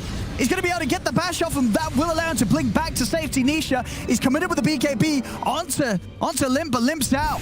As now Nisha is having a run. Nico Baby's in on top of him. The BKB of Nisha comes to an end, but he has the movement speed. Will manage to break away, get back up to the base. As nobody will fall. Nobody dies. Somehow nobody falls. Hanskin with the vision, he sees them rolling in. I think he saw the Earth Spirit just for like a fraction of a second when he was put down the boulder. So he's able to blink dodge. They reset on the two supports. They survive. Secret unable to take advantage of the 1 second that they did see the supports out of position. Alliance very, very prepared for those type of wraparounds, it does seem. Very impressive stuff this game too from Alliance. They'll send Hanskin back to base. He refills up. He's going to get recalled back into the fight, and he'll be available for this next final push from Alliance. Secret, without their BKBs, can they hold? Matu is trying to have a bit of a go. On to Nico Baby here. Only gets him down to half HP. Now the Will-O-Wisp is out. Matu is in trouble. He's fingered. He's out of the game. He's out of the game for 80 with the Abyssal. They're jumping over towards Nisha. Limp is diving in deep. Bestball's got the follow Ravage to keep Nisha stunned in position.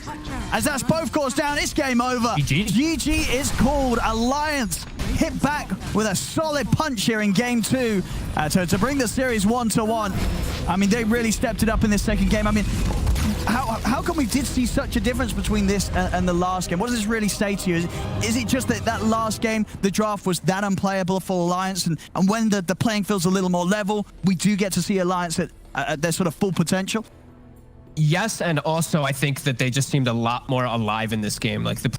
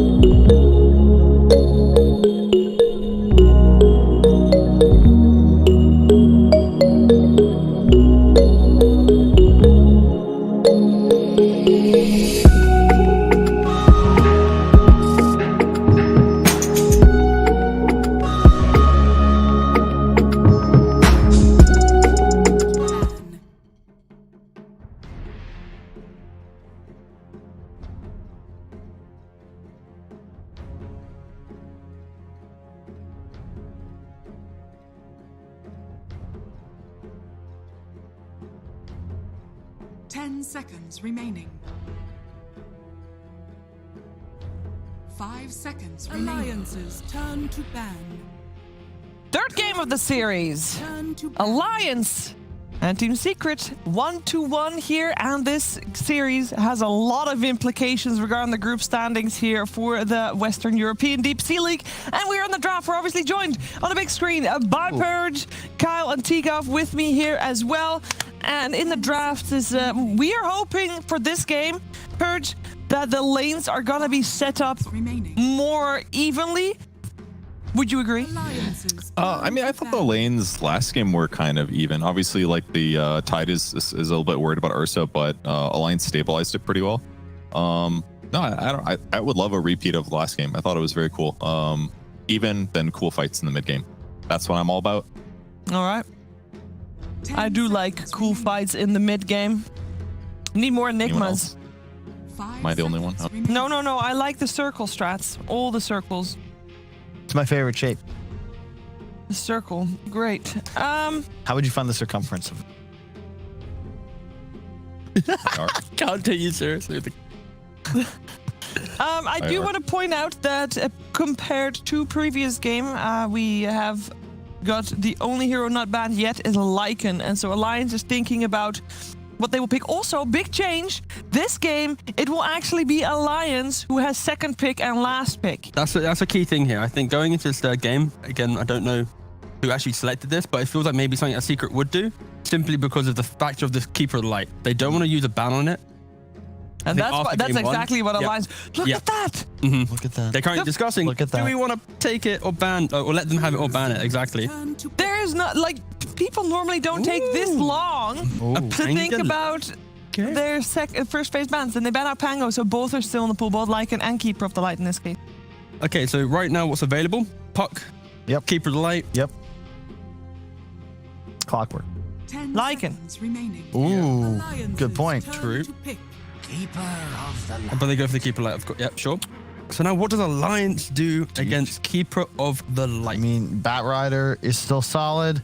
I don't think they'll open with it. I hope they don't, because it's something that's somewhat solved. They could just take the Lycan Whoa. instead. Ooh. Surprise. Wow. This is something that High Coast Esports used to do a lot, especially back in the qualifiers. It'd be like SD, Mars, big presence in the side lane, big overwhelming fight, and the save. It's really hard to deal with the disruption and the arena. And yeah, I wouldn't mind if Alliance went down this route potentially. I just hope they have something prepped, because my only concern with Shadow Demon is there's a lot less power represented in comparison to like a Common. This was also quite a nice pick to cover from the potential bristleback that Secret could have maybe done on the 7. It's true. Because The break. Yep, exactly. But no, and then Secret instead just go for the Boy Sprint instead. Yeah, both heroes were in the hands of Alliance previous game. Well, and they are also heroes that are just meta good, right? It's a very safe opening on the side of Team Secret, and Alliance is going a little bit more exotic with their Shadow Demon.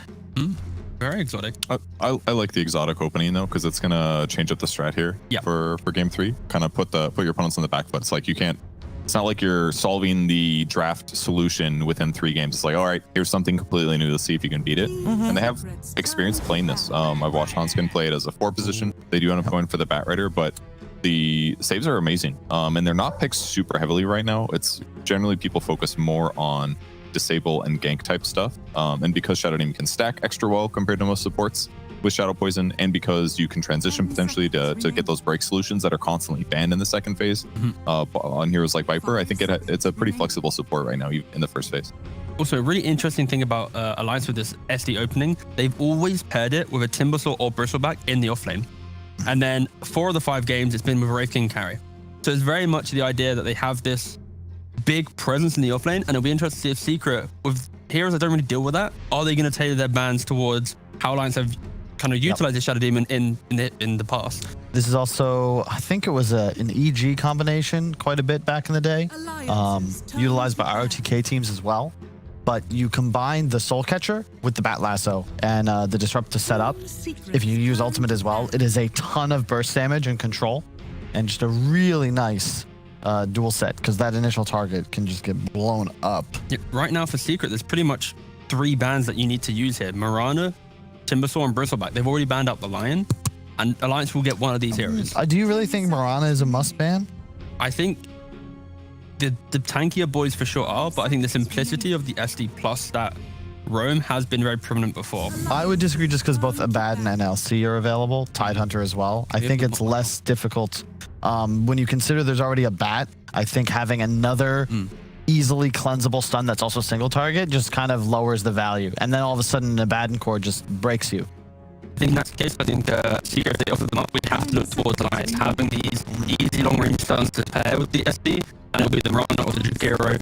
Then with the tankier offlane that's being present, Secret Ban at the Mars, still offering up the Timbers one that Bristol back potentially from Turn to ban. Ooh, Still, I kind I'm of not agree with banning Kyle it. on the.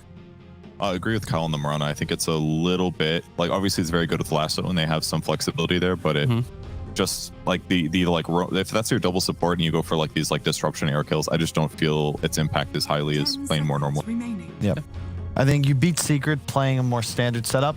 You had a solid mid game. You had the team fight to match scaling. It was a very balanced lineup, and I want them to capitalize on that again. I'm a little concerned because Secret has the coddle, so I'm hoping they have something in response. Maybe a Riki coming out 4th pick. We'll see. Alliance will have overall last pick. So Alliance right now, they're banning out these elusive heroes, but of course when you show Bat +1, you really don't they learned have... their lesson. Yes. No more Slark. You need the Bat to be able to enter the fight and have kind of an easy way to target the core. You don't want to have to go, okay, we need to catch him if he doesn't face shift or use dart, but you know, it's just so much easier for this Bat to play, especially with it being mid most likely. Yeah, and to reiterate the stakes, I mean, Alliance win this game, they go to 4-1. They're almost guaranteed in the major. Whereas if they lose, they suddenly go into the throng. Like, am I even going to the major now? Becomes the question. Gets very messy for us. Oh yeah. Who do they play still? Isn't it? It's OG Alliance, Liquid and Viking. Liquid and Viking. Yeah. So really kind of such volatile series. It really depends if Liquid and Viking, if they turn up on the day, they can either be great or... You're so stacked. It really is. It is and mad. that's Jakiro. Look at the synchronization on the wing flapping. They're actually not. Oh no, they are very... No, they're slowly. They'll get back to it. It's like orbits. You have to give it time to come back. See? Oh, there we go. Oh, no, we missed it. Okay. Bat is just a little bit faster. So if someone in chat could work out the rate in which Jakiro and Bat have the same... There it is again. There you go. Great analysis. Bert, help me out here. What do you think about these first 6 heroes on the board? Well, you know what it actually reminds me of is when you're at a red light and people's blinkers eventually shift up to be on the same phase. You know what I mean? Yeah. Thank you, Purge. We're in the main. Maybe more of an American example. That's the long range stun that I was talking about. You know, that they found their way. It's not the Mirana, but you know, it's going to be position 4 Shadow Demon. That's position 5 Jakiro. That's a typical counter to the Coddle that we've seen throughout. Also a nice laning matchup against the Void Spirit, but still open. That could be mid, could be safe, and that's what you want to have. Flexibility as the overall aspect. What is so funny? Nothing. Pay attention to the draft. I just looked at myself. 10 seconds Yeah. That's how we react every single day. A lot. See, you laugh. I Thanks just for saying it. Never mind. It's just... Nah, never mind. I'm not going to get into it. We're good. No, we're good. Okay. How many like firefly in your own Monkey King out of a tree do you think we'll see this game? Got to be like at least one, right? Or Macropire. Yeah, I want to see the Macro Pyre. no. Then he jumps onto a tree, then the Firefly comes in as well, so it's like the double stun. And Keeper of the Light, if he gets an axe as well, the Will-O-Wisp breaks all the trees, right? Oh, that's a good point. That's also such a weird... I don't know how to think about Will-O-Wisp anymore because it's not nearly as powerful, but because it's not your ultimate, it feels like it's just up it's like in 2 fights or twice in a fight. Also, It's not value enough to kill it. Rubik can also steal Macropire and Firefly. Ooh, and then it becomes Wildfire. And then there's dealing no more damage. freeze whatsoever. No. Nothing left of the red keep either. No, there is quite a lot of bonus time being used here for this 4th pick for Alliance. What are they discussing? What do they need to have? What do they want to say? Secret? Yeah, Secret is looking for a big pick right now. Yeah, they are. Maybe they could... Team Secret. So hard. It's the melon.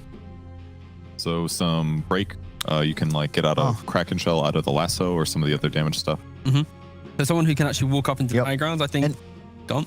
With Coddle, like we saw in the previous game, you have an Ursa against Tide. Terrible matchup. But because of the Coddle and the pressure you can output with Gush spam and waves, it's not nearly as bad because you can play aggressive on the Monkey King. Yeah, so in the previous game, it was the Tide Lion lane, very strong. But my fear is simply, I don't think Rubik Tide has the same depth and strength that we saw from that game. And maybe, like you said, the Coddle could be a pretty good replacement for that.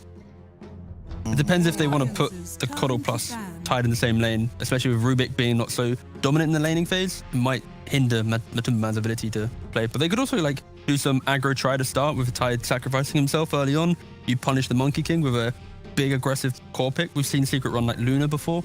I'm not saying it's good, but the idea, the essence of pressure and then this solo Tide. 5 seconds remaining. Secret are now seeing the fact that these big offlaners are often paired with this SD. So this is the Bristleback ban. Potentially the Timbersaw ban would come into play simply because of the Tide Hunter. It's just I think you've got to get rid of it. It's just that S4 hero that gives Alliance's draft that frontliner it needs. You have two right big now. spaces. But also more trees. They're gonna get destroyed. Have we switched roles today? It's the glasses, I think. She puts on The glasses. the personality. It's like Clark Kent and Superman, except in this case, it's Glasses. Yes, could finish that sentence. no. Why don't you use a Wonder Woman example? That would have been way more appropriate. Yeah, way more. Yeah, and appropriate. without Come the on, glasses, guys. you're Wonder Woman. With the glasses, you're Wonder Woman 84. I don't know her last name. Just Diana something. 5 seconds remaining. What? Wonder Woman's like alter ego or whatever. Diana something. I don't know. Diana. It's Diane Keaton. Nobody cares. No, yeah, sorry. I care only about the draft. We have the Ursa as the last ban, actually. So Timber remains to be in the pool. There's maybe a chance they want to pick it up themselves. Doesn't really fit, but who knows? What do they want? Because they were looking for a Matu hero, I believe, on the side of Team Secret, and they get to pick first out of this ban phase.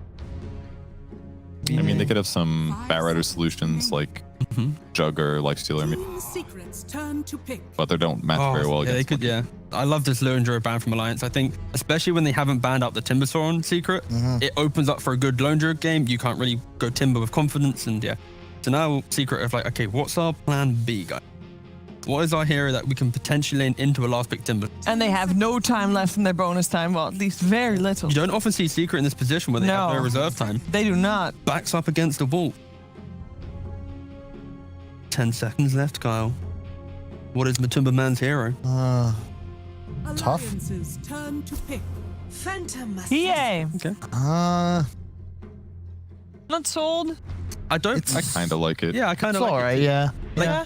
If there is a Timbersaw pick, for example, you can still play with the dagger spam. You can jump away, and there's kind of smaller plays to make. But in the big picture of the game, you always will blow up S and Jakira, and you can get Exactly. It's tough to pick a hero. You don't want to be susceptible to just be getting illusions made of you. You have the high reach necessary to kill these squishy ant heroes.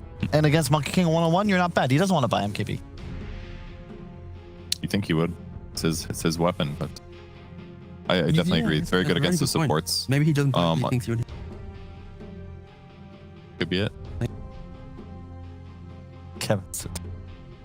Is Timber still a good option here, or are we looking for something else? We obviously know that S4 also plays a mean bat, although he hasn't played it for a little while. They could still switch it around.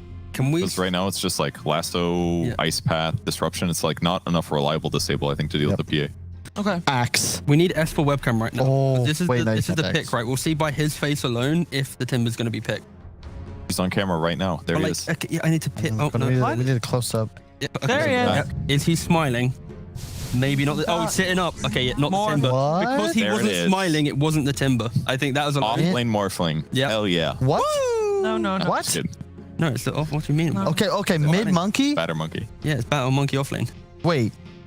Monkey offlane. Monkey offlane. It's S4 Monkey. He's been playing it in Yeah, pubs. that's fine, yeah. And it's a great matchup against the PA. Cool. It could also And be S4 bat. Yes, Purge? You had a ooh. And he's been I did a weatherman on this. He just like keeps mischiefing the Illuminate. So it's like the matchup is really not bad at all here. Yeah. Pretty cool. And yeah, Limp is playing bat. Like, you have Limp, you have a favorable matchup. And now Our you boy's have, about to pop off. yeah, and now you have this situation where the Tide doesn't have a good lane. He doesn't feel comfortable pressuring this Morphling. So I think Alliance really greatly It's a great utilized pick. this Monkey King. And yeah, I like the position Alliance are in. With the SD as well, like, you have so much damage if you disrupt into a shotgun setup or disrupt the morph for pushing power. I don't often say this, but I prefer Alliance's draft compared to Secret. Mainly Ooh. that being, I don't often Secret has really good drafts, but this time Alliance has got a good draft, not Flaming Alliance. I'm kind of. All right. He's Flaming Alliance. Don't backpedal. Purge, what do you have? I think I like what Alliance did there. They've got the solutions to their lanes. Maybe Secret will do some like lane rotation that'll make it better for them. But on paper, I like what Alliance has. Will it be a close game, Kyle? Yes, I think this will be a even game. I like that both teams are in a position that they can certainly win the game. Watch for the Ravages. Yep. The focus on controlling the tide, how you initiate team fights in Secret is going to be what determines this game. But I would certainly favor Alliance, and I do think our boy Limp is going to pop off. I just want to see. I just like Nico Baby Morphling, and the fact he gets it in a last pick situation. Scenario. Yeah, I think it's going to be a winning scenario. So yeah, I like what Alliance has done. I'm excited to see them potentially beat Secret. I am excited 3 weeks. for this game as well. And indeed, we reached past midnight, so happy Valentine's Day here. Indeed, it is time. Game 3, final game of the night. Team Secret Alliance, our first Valentine's present from us to you. Enjoy OD Pixel and Fog. Yeah, thank you very much, Steve. Should be a great game as well here. Game 3, the deciding match between Team Secret and Alliance. Fog, but we've heard from the panel and Purge that they seem to be big fans of what Alliance has come out with in this Game 3. Do you agree? Is this the time we're sort of just seeing draft-wise Alliance having the edge?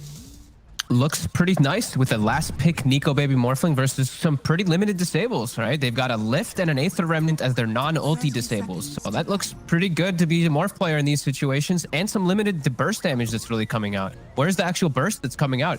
Fade Bolt and Illuminate, and I guess your Void Spirit spells are your best burst, but these are all you're seeable as a Morphling. So Nico Baby, he can get prepared for this, and you're probably going to see that early Manta to be able to deal with if the Void Spirit goes for this Silence, the Aghanims rush. It looks like a pretty good game for Morph.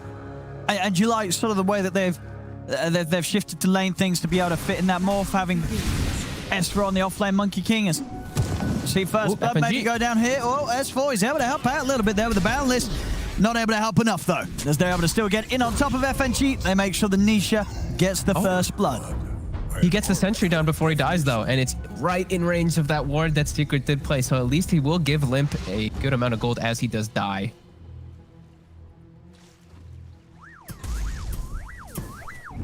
See S4 TP down to the bottom, laning up. You were asking me a question, apologies. Yeah. So S4 on the Monkey King. You think it's going to be a good time for him to pull that out of this game in the matchup that he has? Yep. It's been rising across Europe. Yeah. So much lately, especially we saw OG doing it at the start of this season quite a lot, and then they kind of tapered away from it, but it's been seen a lot, and it's really good versus the Illuminate in particular. As Kevin did say at the end there, the Mischief dodges can be pretty clever versus those big telegraphed. And happy Valentine's, by the way, Owen. Oh, thank you. I wish we were spending it together. Unfortunately, I'm all the way over here. No. There's no boundaries. Happy Valentine's Day. Tuning in is except for some of them. Wait, what? Here we go. Bottom lane, how we're seeing on the CS. 5 for 0. 4 for 6. It's close. It's even. Have we got sticks out on the two of them as S4 got himself a stick out? He does. He has. He's prepared. He's ready for those daggers. Not a lot of regen down here on the Secret side. We see Puppy's already bringing some more, bringing a salve out, but Matu has already expended all of his. It's going to be a Band of Elven skin rush. That's a little bit different than I've seen from most of the PAs. Oh. Yeah, it is. It's not sort of your standard build-up. The build-up, I'll get into that treads eventually. But. Definitely interesting. Not a Wraith Band or anything like that. He doesn't want Wraith Bands. Doesn't like Wraith Bands. He just wants straight treads. Okay. Well, mid lane Nisha is getting nice and sticky here. 9 stacks up on him. 10 stacks up on him. Oh. But look at those last hits, though. He got his boots rushed out very early on versus this Batrider matchup, and 10-6 to the 7-1. Well, that's true. Yeah, he's really giving it a all in this mid lane matchup. Start here. Top lane. I mean, Nico Baby. There's pretty much a lane where the more farms unpressured. Absolutely. Jakiro is one of the best, if not the best, pressuring support at level 1-2. Witch Doctor, the other one, Jakiro, very good in this game for the laning phase. There is a Rubik, though, for later on that we will have to watch out for FNG covering his ice paths, because Yapstor, if he's able to get those later on, the cast range now that you get is insane with ice. Majority of the team fight. Seeing bottom, the nice plays by Hanskin here, actually, using the disruption to block the hard camp while he body blocks the small camp himself. Nice, clever stuff coming out from the Shadow Demon. As it will be giving S4 a very good time down bottom. 16-4. We are seeing Matu keeping up with the farm, but S4 not getting slowed down whatsoever. No, the only one really losing out a little bit of the laning stage. It is Limp at the moment on that bat. All over cores. Getting pretty perfect farm. It's that mid lane where there's the offset. Yeah. I've been waiting to see this matchup of like these really dominant two players who are really comfortable on the matchup, because I've been seeing the good Void Spirits, they win the matchup, but the Bat Riders who are playing versus the worst Void Spirits, they take advantage of those quite heavily. Yeah, Nisha very comfortable with this matchup. We do. We've seen it. I feel like we've seen this matchup probably the most out of I think the most. A lot of the mid matchups that we get. You know, Void Spirit Bat seems to be coming back again and again, and in so many different games for both of the regions. Ooh, Puppy does get the kill onto the DD rune bottom. Hanskin can't quite grab it. Both supports will be checking that one out. Important to point out is that Zai is getting a lot of farm, though, up top. Sure, they're not slowing down Nico, baby, but the fact that Tide isn't getting slowed down whatsoever is always a really good sign for the Tide Hunter. Sometimes he does suffer in some of the bottom.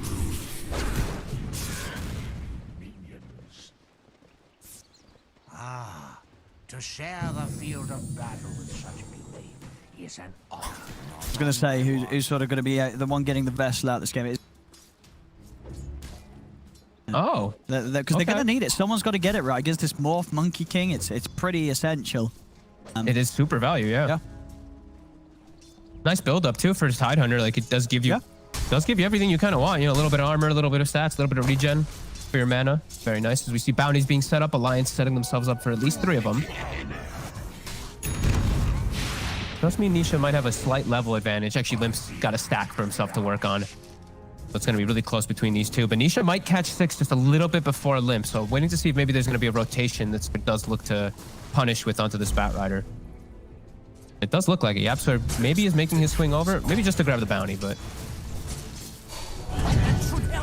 Nisha already getting aggressive on his own as soon as he has that 6 up. Trying to... Yapsor swinging over. He's got those couple of bold charges, so still sitting pretty high in the HP. Self a little low on mana. Come up with a full combo. I think Yapsor should just stay around here, though. Tidon is already fine on his own. I think if he plays around mid, controls the rune, it'll be really nice for Nisha.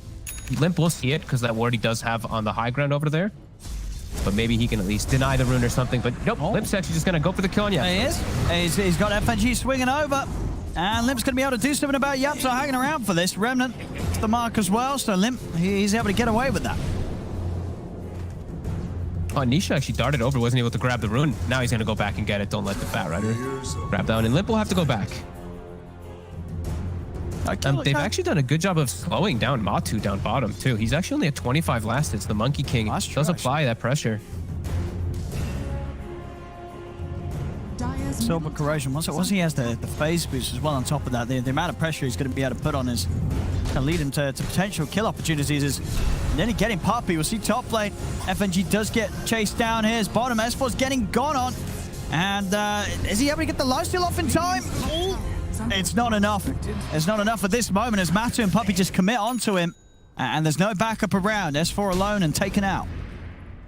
That's a pretty painful death, too. He is really owning that lane too, so it gives a lot to Matamba Man as well as Puppy, and that's Hanskin has to be more careful when Hanskin is backing up and doing these stacks. It's always that push and pull play of the off lane that whenever your support leaves, you have to play more cautious.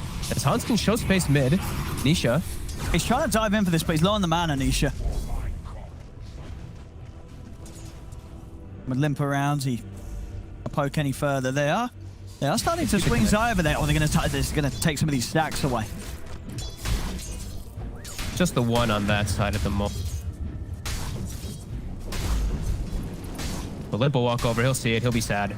And now Nisha making his way over perhaps as well, looking to secure the rune for this Void Spirit. As Nico Baby is getting the most freedom in the world too. You know, this morph is going to have a very solid game for himself. Just what can he turn it into?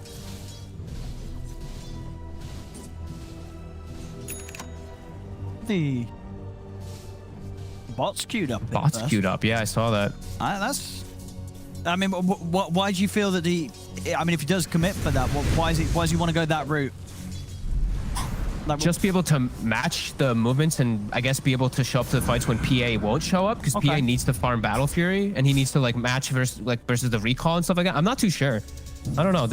We've been seeing a lot more bots on the carry, so maybe it's just an item the carry players like to play with lately. So. Is under attack. Yeah, maybe especially in this sort of day and age of light dragon heroes up and around the map. Yeah. You sort of having to be ready to be very, very flexible with where you're going yourself to make sure you're not caught out by the quick movements of the opponent across the map. Spot him. Try for S4. They've got the backup of Nisha here as they'll commit onto him. And they're doing a good job of slowing down S4 after he had a good setup in the lane. 2 kills now that Matu's been able to pick up against this Monkey King. He's got to play more careful. You can't keep giving these kills up when you're like Nico Baby's not getting this type of freedom, not getting this type of enabling by any means. S4 has to be more cautious, has to be playing more careful until he starts getting rotations, in particular from Limp. And Limp, he is starting to work on these stacks. Secret does have the ward. They are looking to at least sap the experience of it. Well, there was Zai. Yeah. Nisha even swinging over. They're actually bringing S4 to try to cure these stacks. And Zai's got the Ravage. They're going to start going on to Zai. Can they chase for him? They do have Lasso. Of course, Zai, a tough target to go on to. They're going to try and they'll knock him back with a Flame Break, but he'll simply pop the Ravage. Continue to step away. Is the Ravage at least forced out of Zai, so something the Alliance won't have to worry about. Yeah, they can farm their stacks uncontested, but doesn't look like Secret want to. It doesn't really feel like they want to actually make any type of aggressive moves onto tower. This feels like a lot more farm heavy game from Secret. They drafted the PA, so you know they want to take it to later stages, and you know they are 2K ahead at this 10-minute mark already, which is a really good sign. When they do have a, you know, we always have to factor in they have a Rubik versus a Jakiro. Like he's gonna get good spells stolen at some point on this Yapso Rubik. Those team fights will be pretty hard for alliances. They don't really have that big of a team fight lineup with the Bat Riders. Forced to pop. Playing around with Limpet. Safe way out with that haste. I'm wondering when Nico Baby feels like he's going to be ready to actually show up. If he is going to be going for the bots build, I feel like it's going to take a very long time for him to feel ready. And it feels like as well, see bottom, Nisha, he's going to jump in onto S4. S4, he can't do anything against this. He's just dead. He is just dead. They are really, really shutting down S4 now this game. After, as we said, he had the lane to start off. It looked great to begin with, but now Secret really focusing their efforts. They see him anytime, and they realize that as a lineup, especially with Nisha making the moves, they've got very good means of bursting this Monkey King down at this stage. They're gonna need Limp to really put the pressure on the map with this boot travel, because right now it's I'm a bit concerned because like I just don't see when Nico Baby's gonna be able to do much versus this lineup. You don't like the box. I feel like you're giving the PA the game that he wants. Well, yeah, the PA is able to just farm Battle Fury then and get recalled all over the map and just farm faster. I mean, Matu, he's going to farm that much faster, really, isn't he? As we see mid, they get the grab onto Nisha. Nisha, he's still got a step available. He's got both of them. He's going to be out and away. Yapso and Puppy by his side. I don't know, it's going to be interesting. It's one of those things, you know, it's a bit of a different approach. And in a game, okay, he's changed it. He changed it, right? He's changed it up. Okay. I was going to say, maybe that was just really confusing. Yeah, the treads into E-Blade, the standard there. I think it would have been surprising if he went for bots. I mean, it'd be interesting to know if that was ever his plan, or if he just happened to have that shift clicked shot. But no, treads into E-Blade. Oh, much more comfortable, and definitely something that Alliance are going to be able to use to try and blow up and punish Matumba Man at this stage where he might not have the BKB done after his Battle Fury build-up. But saying that they are going to have to be quick, because Matu's game's going very well, and he is going to be hitting some very good timings. It's 5-1, 3K lead. All three of Secret's cores right up there at the top right now. And I think Alliance is too scared to really fight into the threat of this Ravage, which is, it's just going to give Secret a lot of control and a lot of ways to just farm around the map. Like Limp, his lasso is down, so it feels like they just can't do anything. As the stack will get taken from the Tide, continues to get enabled that much. Just giving that space, Matu, there it is. Battle Fury's done, Tread's done too. Just tried to rush it as fast as possible. That's how we saw no build up, no Wraith Bands, nothing. Straight Treads into the Battle Fury. That's paid off. It has. Fast time in a game where he was able to get involved in action already. 2-0-1, and with this sort of timing on the Treads Battle Fury, we'll see mid Alliance. They can't set up for Nisha. It's impossible. Their draft, just especially without high points in Ice Path, it really feels just way too hard to go for this. Like Shadow Demon and Batrider can't set up for that. No, they're best. Gonna smoke. See if they can get up here though, because Secret, they're in their own triangle, and they're not looking to be inclined to head up and show themselves up top. No, they can recall the Tide. Like, let's say the fight does kick off, Puppy's gonna recall Tide, so Alliance have to be fast with their move if they make it. They'll get the catch on Puppy. They're gonna drop the ults here. I mean, Puppy's dead, but I don't think Secret care about that whatsoever. As now they look to turn, S4 still sticking around, trying to stand his ground in the Wukong's command. Matu, he's already starting to have a poke at S4. S4 will be able to get the Jingu up, but they're going to have the burst and control. Nisha swings back over. S4's gone. As Alliance, they try and commit for that Puppy Keeper of the Light kill. I mean, they get the kill, but they're using everything for it, and they're losing more than they're able to take away from Secret there once again, as S4's down once more. Secret was, they knew that move was coming. Like Puppy was, even as he got disrupted, he actually got his spirit form off. That to me like shows that they were so ready for the play. Zai instantly TP'd top to come over and swing. Didn't have to use the Ravage, but just the way that they were positioned in that whole situation just shows that they read that move from Alliance perfect. Radiant are scanning. We'll be able to just chill and farm. Matu, Battle Fury, like you said, done, level 12. He's gonna be able to pass this Morphous Limp. Trying to come out and get some bounty runes, but Secret's there waiting. Oh, he had a stolen. Is that a stolen SD ult that he had? I didn't notice that. Oh, wow. He had it okay. for the last bit of moves. And now fresh stacks that Secret can actually invade into while we see Alliance. They can't invade. They can't even walk into step. I mean, what can they do right now? Is it sort of just waiting until Nico Baby has the E-Blade and saying, right, then we'll smoke and see if we can get something done with that first big item on the Morph? Because until then, we're going to struggle bringing the fight to Secret. It still doesn't. I don't think they can fight. That's the thing. Is like Tidener, I think, just poses too much of a threat versus them, really. Like, I actually feel like Limp has to have BKB now before he can look to go for anything on Secret. They have to just make better moves around the map somehow, but it's really hard. Secret might actually threaten Roche soon too. If they just keep having this Ravage available at all times, they can just force Alliance's hand at some point. And you do not want to fight with this draft. As a Batrider with your mid walking into a Ravage, it just feels really hard.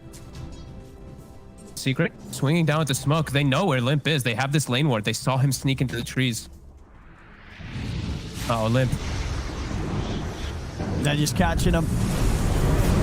Both Limp and S4's game that needed to be, sort of semi-decent to put pressure on and enable space for Nico Baby to farm it.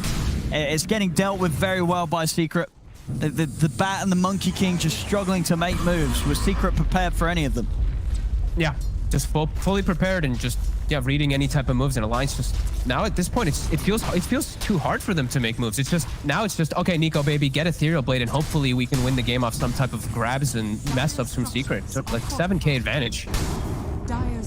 And they just still always have Ravage. Like Zai's just hanging on to it all this time too with this fresh Blink Dagger that he just picked up too. Yeah, Matu's chilling. I think, you can tell he's feeling confident going for the Aghanims straight after the Battle Fury.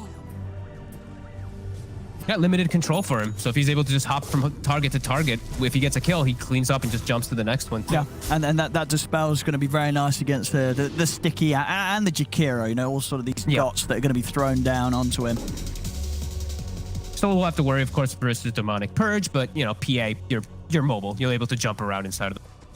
And Nico baby, okay. E-Blade is online, so All right. let's see what they can make happen. There we go. Because there is a point right now where the PA isn't going BKB. Neither is Nisha. So they are poppable. They are able to actually die as long as Zai isn't acting as that big bruiser frontliner, which he has been.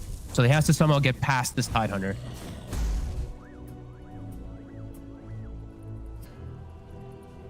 It feels very difficult though. There's no real actual team fight of your own versus this Ravage threat.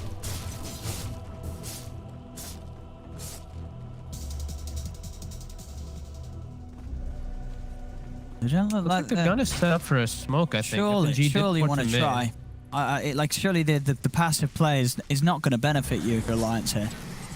You have to play around like away from the Tidehunter, around your information. So whenever they do see heroes split up with wards, or if they do see the Tidehunter with the wards, they can look for plays. But this is what we're saying, you know, Secret. They're gonna set up and they're gonna force the hand of Alliance around this Roche pit. There we go. And this is into the Ravage that Alliance has to walk into. They're gonna need some type of blessing from how do they beautiful take this casting fight? of spells. It's going to be so hard here.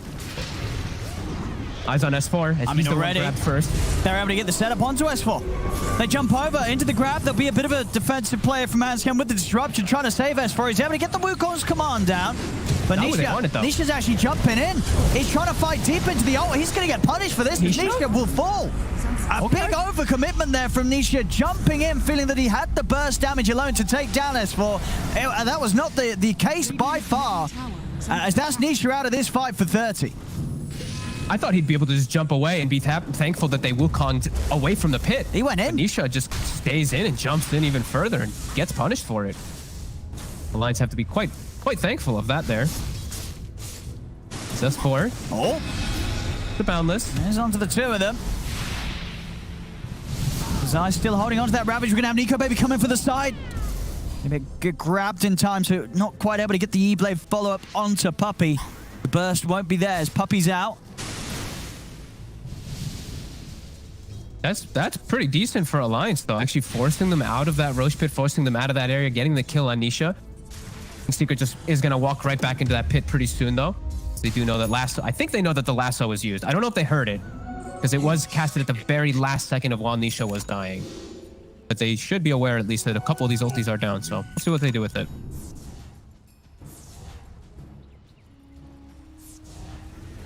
That should help.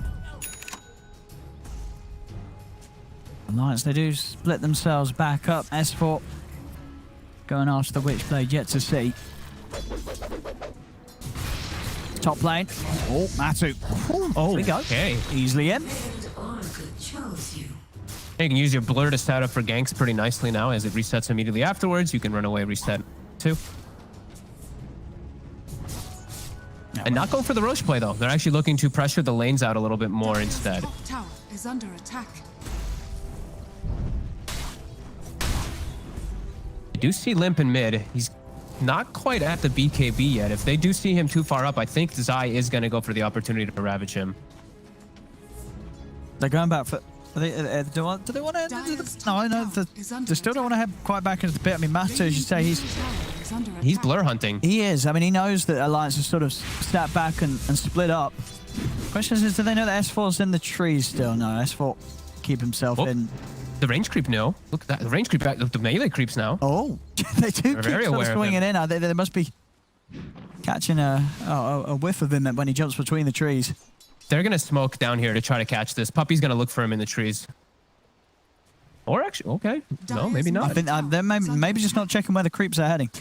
No, maybe not. Or at least, you know, they're just grabbing the triangle. They know it's a hard catch to get anyway. The Apps are still chilling over here, just waiting to stop, maybe threaten him at least when he does jump in. They're all set up on mid. They see Huntskin for a second, and he lays out the poison, gives up his position, and Secret collapse on him immediately. There's the DD rune as well down bottom. Certainly gives Secret tools to commit for the pit. Yep. BKB on Limp now, though. So he has a much easier avenue to actually walk in and not have to worry about the threat of the Ravage, at the very least. He's going to have to head in soon if they want to try and stop this. They are TPing over. Radiant are scanning. Nisha's running over too now with a fresh DD picked up in the bottle. So they can get in the pit in time. It's getting low. The Macro Pyre is going to cover it pretty decently. Zai is getting low. They'll have to give some respect to it. Radiant's brought time for bottom tower is under attack. Hansken to get back into the action, so they've got the full team ready. Roshan is very low. Secret themselves, they know that Alliance's heroes, they themselves can't really head into the pit and start hitting it. Is under attack. The only hero He's going to look for some information. He's walking in with the blur. Bit scared. They put down one ward. They as jump. soon as they get the vision, they jump immediately onto S4. That's the best target they can get at the start of the fights. He's a big team fight for Alliance. Zai. He's ready to set it onto Hansken. Hansken, so going to get taken out. It's 2 quick kills for Secret and Niche. He's got the setup for more Yules. Into the Remnant. Limp. Getting burst out. Holding back a little bit. They know, oh, got the BKBs. It doesn't even matter. BKB ain't going to do anything anyway. With crits like that, as Matthew just jumps in, cuts off his head. Just such a quick move. The swing over, the ward gets placed down, and there's no hesitation. They just instantly jump because they saw the best target. They see the Monkey King, he is that team fight for Alliance to bring them together. And they do get the bat, get themselves Aegis. Oh, yeah. And it really does feel like it is just going to be Nico Baby having to pull out some miracles. he literally only did 2 instances of damage there, and both for a crit. He gets the crit on the dagger, and he jumps in, boom, first hit. Have another crit, sir. Just PA things. And Matu, master of the RNG here on this hero. It feels like it happens every time, let's be honest. Playing versus PA. Yeah, when you're playing against it. Yeah, sometimes when I'm playing it, I have to check that I skilled the ult. Is under attack. Like, hang on, where are these crits? That is true. I do have to check your... Dire structures are fortified.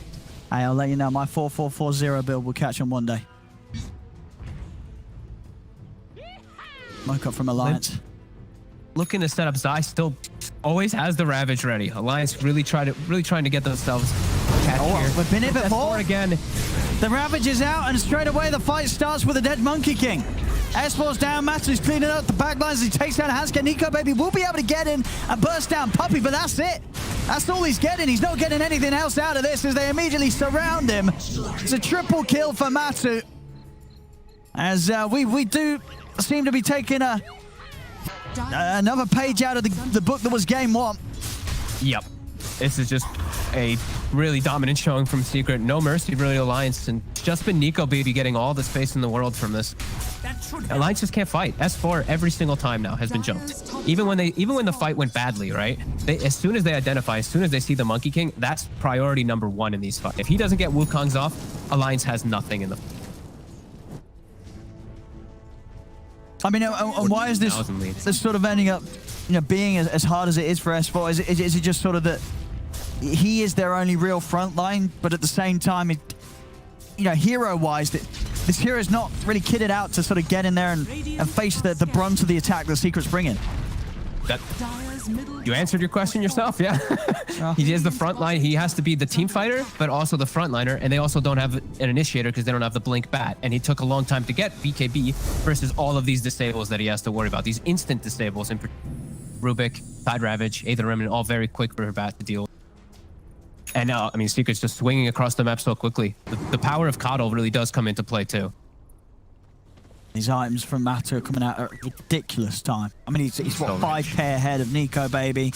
It's just boom, Battle Fury, boom, Ags, boom, BKB. Oh, watch that. There's also a Basher on the courier, boom. It really just does feel like Alliance can't do much. FNG? Oh, no. Oh, good night. Good night, sir. Godlike. Godlike. 26 minutes in, Matu back on the same form that we saw in the game 1 trop. Whoa! Oh, they messed up the shotgun. They messed up the combo as he's going to be able to pop the BKB and start killing them all. As he's in onto Hansken. As, yeah, this is getting a little messy. Last, they're throwing in buybacks. Are they going to be able to turn it? They're dragging him in with the lasso. They're able to get him down to half HP, but Mata, he's still good to go. He's in on the S4. The bashes are there. As that was not how it was supposed to go there for Alliance. Oh no, and they get Nico Baby as well. He's going to be able to retreat. He is not. That might be where you call it. That was a rough one. I mean, to be fair, he had the Aegis, so let's say they don't. Let's say they don't, throw that combo completely out the window. and lead it in with a disruption E-Blade. Oops, we've used everything at the same time. Dire's bottom Then, you know, they kill him once, he's probably going to kill them anyway afterwards. So maybe they can find some sort of respite in the fact that even if they had landed that combo, they probably would have still lost the fight. I think it's those desperate moves where you want to just try to get anything you can, you know, get any type of kill, reset the fight, as Limp tries to find It's something falling for himself apart. out on the map, and Well, it's completely over. at least we got an exciting game too, you know. Dire's bottom So, you know, kudos We to did. Secret for giving us that. Game 1 and Game 3 was Secret back to business, as it seems as this game, quite like the first game, seems pretty impossible right now for Alliance. Wait a minute. Oh, okay. I was like, I'm so confused. How does Morphling have Aether Remnant? He stole it from the Morph. Or how does Rubik have Aether Remnant? He stole it from the Morphling when he turned into it. Yeah, Secret just... This one has... They've just had full control, really. It's like just these Ravages, just the threat of their team fight has been too much. The Bat Rider, it feels like Limp, he had to own the lane. And Matsu's the fact in. that he didn't just... He's under tier 4s. He's ready to go. He's able to take down Hanskin. He pops the BKB. He's going to look towards Limp. Nico Baby's going to turn into the PA. As the age is timed out, but Secret, they're keeping tabs of that. Matsu's starting to back away. Alliance desperately trying to chase in with the E-Blade, but he's off to the side. They're going to dagger down Ice Path as well. They're moving in onto Matsu. Can they kill this PA? No. He's jumping away. He's away once more. Over towards Puppy. He goes. As Matsu's out, now they're ready to turn. Woo! Matsu's back in. Ravage out. Zai is ready to go for more. There's the backup required as they jump in onto S4. And Wukong's command comes immediately to an end. As it's getting messy. Into the Force Staff. Okay, they're trying They're for Nico going Baby in as well. They're going in deep here under the tier 4s. They've got the control on Nico Baby. Playing around with this morph. He's trying to get back towards his fountain. They're not going to let him. They're not going to let him. As Matsu's in with the bashes, they're calling it. They want the pain to end here, Alliance. As game 3, it was another game 1 hit. As Secret just coming out on another level. And I just never a chance in this game, it seemed, for Alliance. Never a chance at all. It seemed like when, you know, we saw the Monkey King doing well in the lane, he was having a great start, and then when he dies the 2 times, it just becomes... It really does feel like that. As the mid matchup, I think maybe